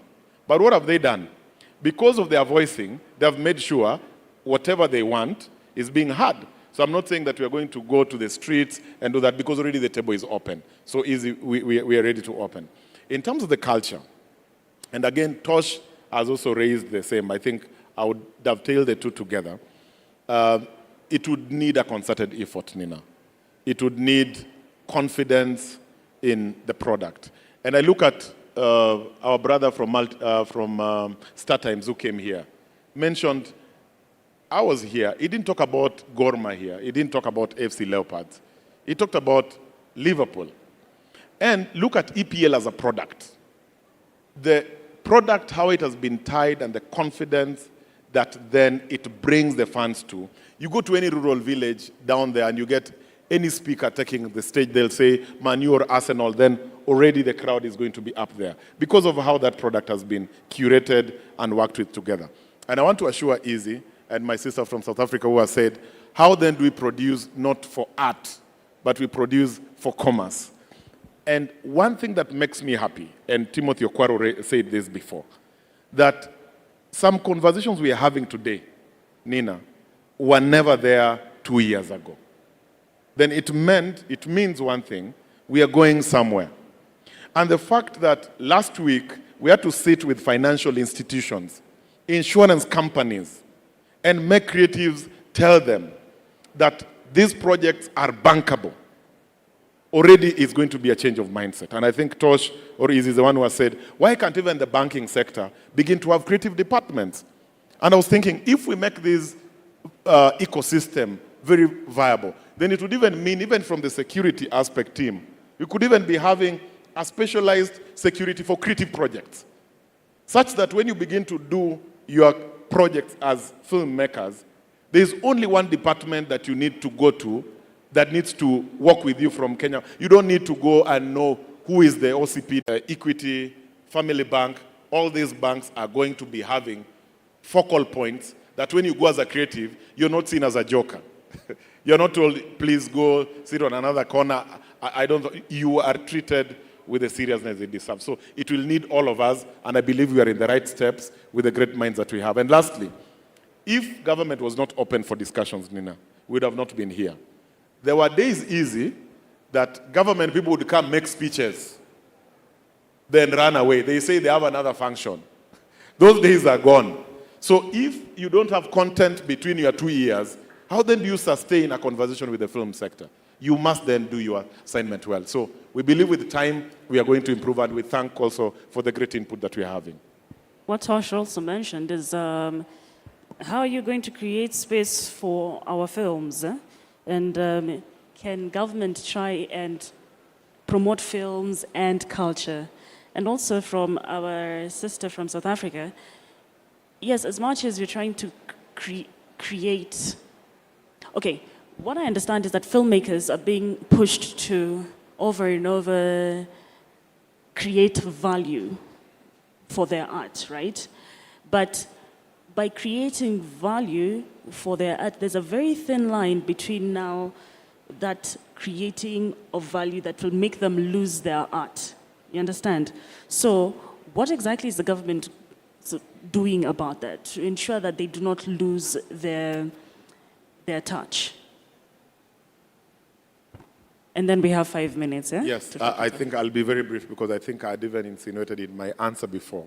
I think the best thing that government can do is to converge all stakeholders together and to bring everybody on board because of the apparatus that government have.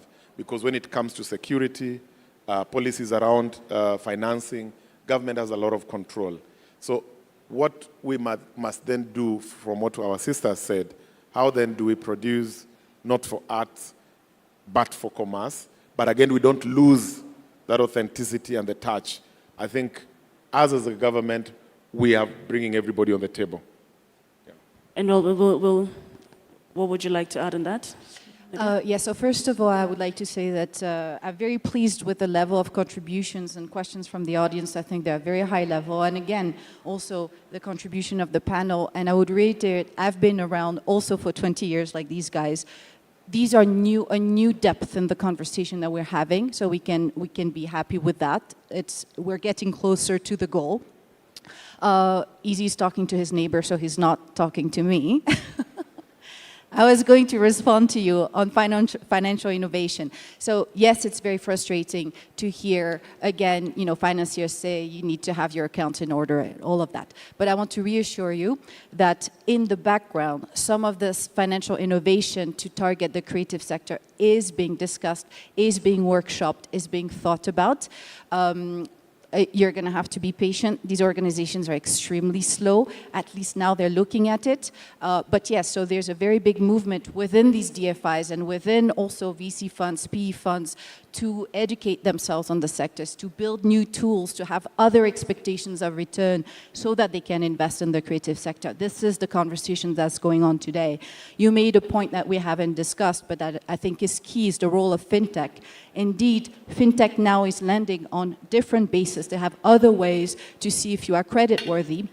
And I would actually appeal to this room because we're in Kenya. Kenya has one of the best tech industries on the continent. Kenya created M-Pesa, has led the world. So if there's any tech people here, we need more people to focus on that, on how do you build creditworthiness using tech tools, tracking of cash flows. I think your app is doing some of that to open up to more creative sector. There's various initiatives around the world. For example, creatives that actually have businesses that go through online platforms can get advance on their sales from these platforms. So this is a very fast-moving sector, but yes, fintech is something we have to keep in mind. To answer our friend from South Africa on versus art and commerce, first of all, this is an issue that all creatives around the world are facing. It's not an African issue. Basically, this is what it means to be a creative. How do you continue to do your passion projects while sustaining yourself? There are ecosystems where you have more access to grant funding, government funding. South Africa has a lot, actually. There are some in Kenya. The KFC does finance some projects, so it's not like there's nothing. Kenya is also one of the countries in Africa that receives the more soft money funding, grant funding. Myself, when I started as a producer here 20 years ago, there was zero private money available. I raised millions from grants to produce my content. So there are some. Don't think that there are not. There are some, and you're in a better situation in this country than other countries like Nigeria, where there's zero grant money, right, available. But what I would say is the way to deal with art and commerce, and even big shot Hollywood directors have to face that same problem you're describing. You have to make commercial projects to finance your passion projects. This is just the way. You have to make money somewhere, and then you can finance your own. You can build your own audience and ask them to finance your passion project. But nobody else is going to finance your passion project but yourself, unfortunately, unless grants. And to finish on Tosh and creating the market, and yes, there's no infrastructure, and these products have nowhere to go. I would say this might be the biggest challenge when we talk about local content. There's not enough buyers, there's not enough distributors, cinemas. That is a big hurdle. I think these should be incentivized. That would be a good way to put government efforts so that they can go somewhere. But I would also say something, because we didn't talk about it at all on this panel. You pointed out perhaps the weakness of the Kenyan film sector, of we can create all we want, we can get better, but it has nowhere to go.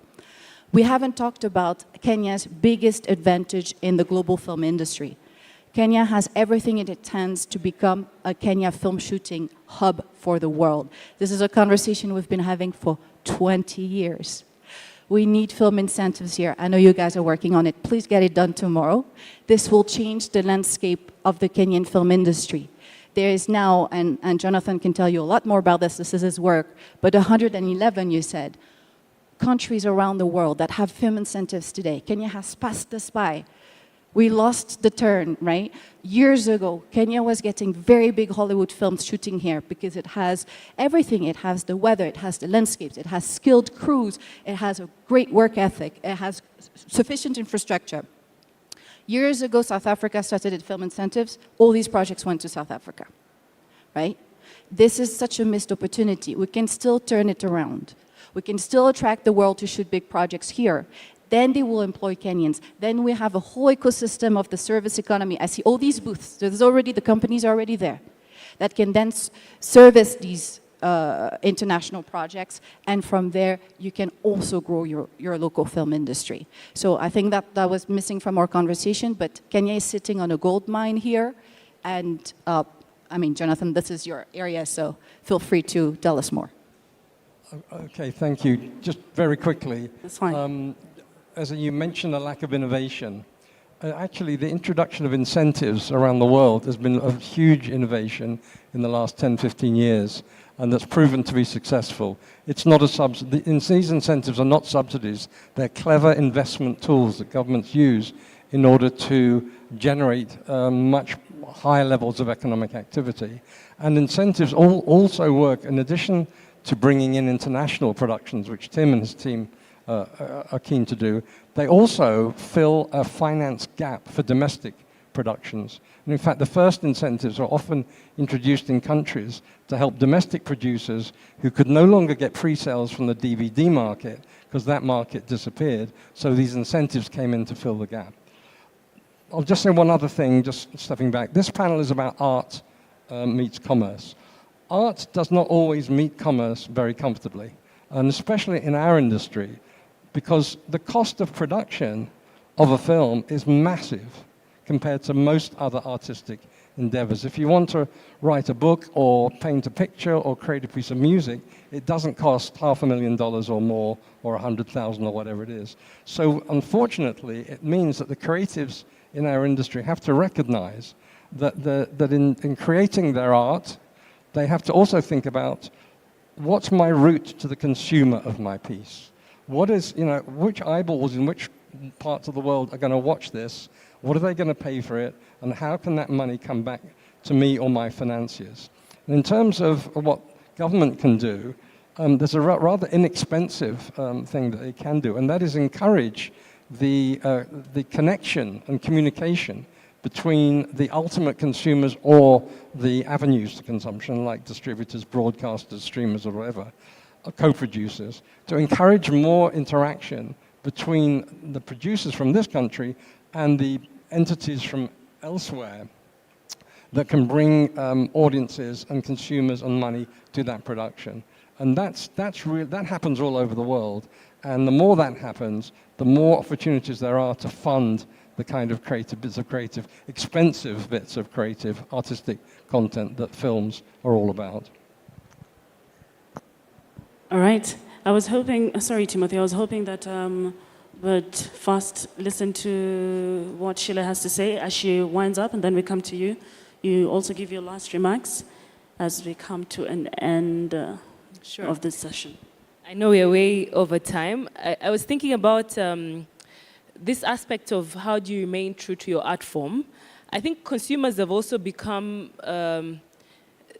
they don't like being over-marketed too. So we as financial people might say, and Hollywood does this a lot, right? There's a genre that works and people repeat and repeat and repeat.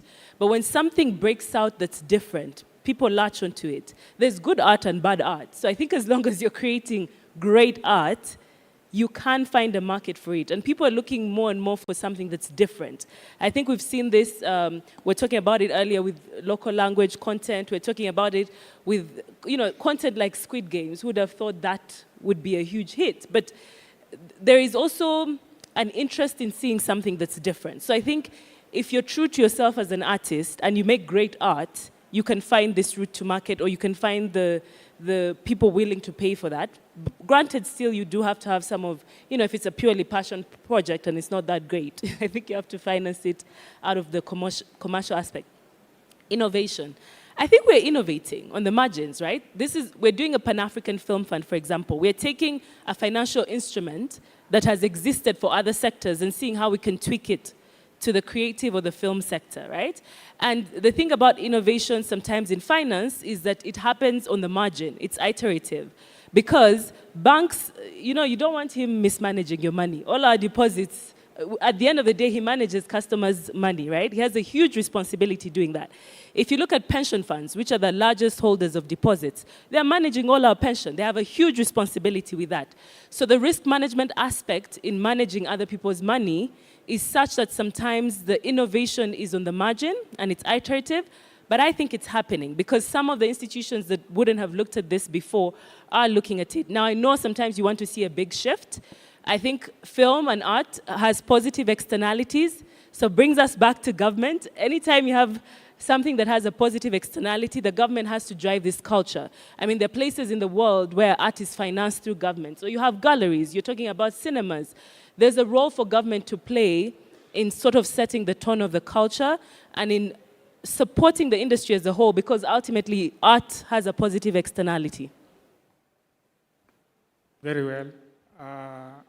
Tosh, my response to your question about audiences, I think we need a concerted effort to work together to see to it that we drive audiences back to cinema.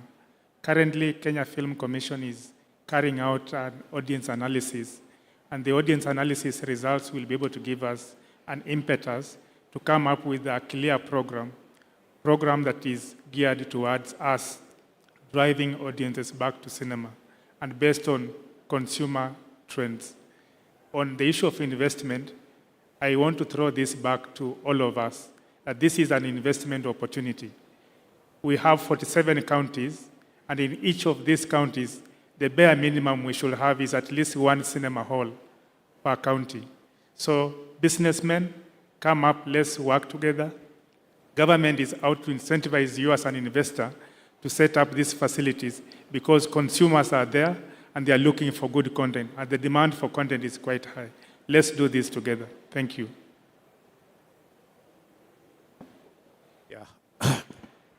So I think what I had was a challenge, for NCBA to come up with creative, in fact, what I would call film banking or a creative proposition, and challenge accepted. And I'll just give some context to that, last year, we had an opportunity of meeting the KFC team, and we got to pick up the kind of challenges that are there in the industry and the gaps that are there. And also to give you context, thank you for being an NCBA customer. I think that's a very good thing. But actually, a good number of you are actually NCBA customers, okay? Knowing or without knowing. If you have an Mshwari account, if you have a Fuliza account, that's an NCBA product. We were the pioneers of digital banking together with Safaricom. And the reason why there's no Equity Bank here or other, let me not call the other banks, is because we are at the forefront of digital innovation. So we have a fintech called the NCBA Digital Banking that one of our products, which I alluded to, is called Loop, whereby we're able to open accounts digitally with no physical visit to to any banking hall, and you'll build your credit net worth, or score, and get funding without any interaction with any bank employee. So on the back of that, we actually in the process of developing a proposition for the creative industry, and that will then extend to what you're asking for.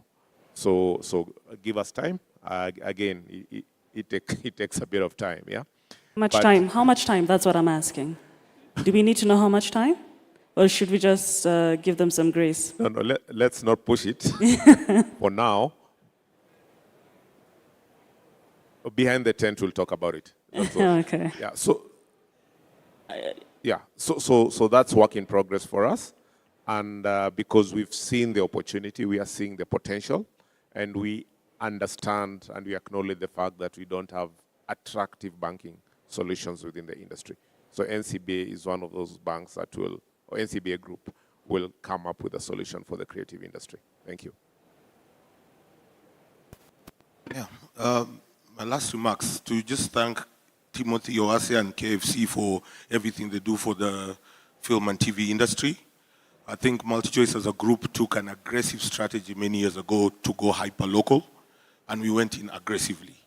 And we have been at the forefront of marketing local content across sub-Saharan Africa, right? Through our linear and our OTT platforms like Showmax. Having the benefit of having worked across different markets across East and Southern Africa, I'd just like to tell everybody in this room that Kenya is doing an amazing job. Despite the challenges, I've seen this industry grow. And to be honest, I've sat in rooms. I sat with some guys in Nigeria, some producers who were watching some African content which they were judging. And unfortunately, didn't have subtitles on that show, but the picture quality, the guy kept telling me this looks amazing. So give yourselves a pat on the back. These are relevant discussions happening now, so that we can, cross over and sort out our challenges. But yeah, great work to the industry, and MultiChoice will be there to continue to partner with you guys, because hyperlocal, that's our strategy, and will continue to be the same. Thank you. There we go. And ladies and gentlemen, that brings us to the end of our first panel discussion, which is where art meets commerce, or where commerce meets the art. Let's clap for our variable panelists as they walk out of set. We start off with Sheila Chasirima. Sheila Chasirima is a partner at NISK Capital, an investment bank in Nairobi, Kenya. Marie Laura Mungai, African Creatives, Industries and Sports business advisor, investor and entrepreneur, founder and CEO of Wrestlers Global. Jonathan Olsberg, the executive chair of the SPI Consultancies for the Global Creative. Timothy Owase, Chief Executive Officer of the Kenya Film Commission, and thank you so much for having all this for us. We appreciate you, sir. Raymond Ochieng, HLC, Secretary of Youth Development at the Ministry of Youth Affairs, Creative Economy and Sports. Lennox Mugambe, Group Director, Asset Finance and Business Solutions at NCBA Group.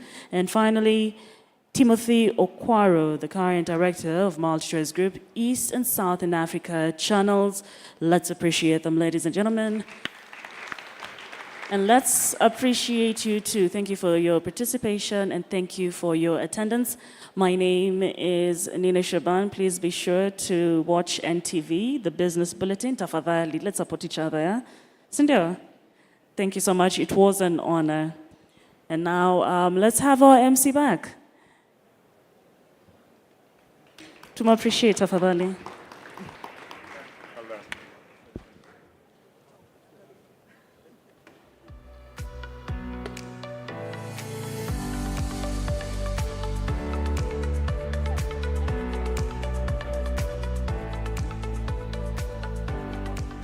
Thank you so much. Another round of applause for them, please. I mean, it means business when you have a banker in the panel. That's the only thing they talk about. P&Ls and balance sheets. And of course, this conversation continues even during this health break that we're about to take. So we take a 10-minute health break. We are back after that for another panel discussion. And this time we're looking at the platforms. We're talking about TikTok taking over. How do you use it, rather, as a filmmaker to advance your brand, advance your productions? 10 minutes, and then we're back for that discussion. So 10 minutes, stretch a bit, network a bit, get those numbers, then we sit and get into the next session. Asante.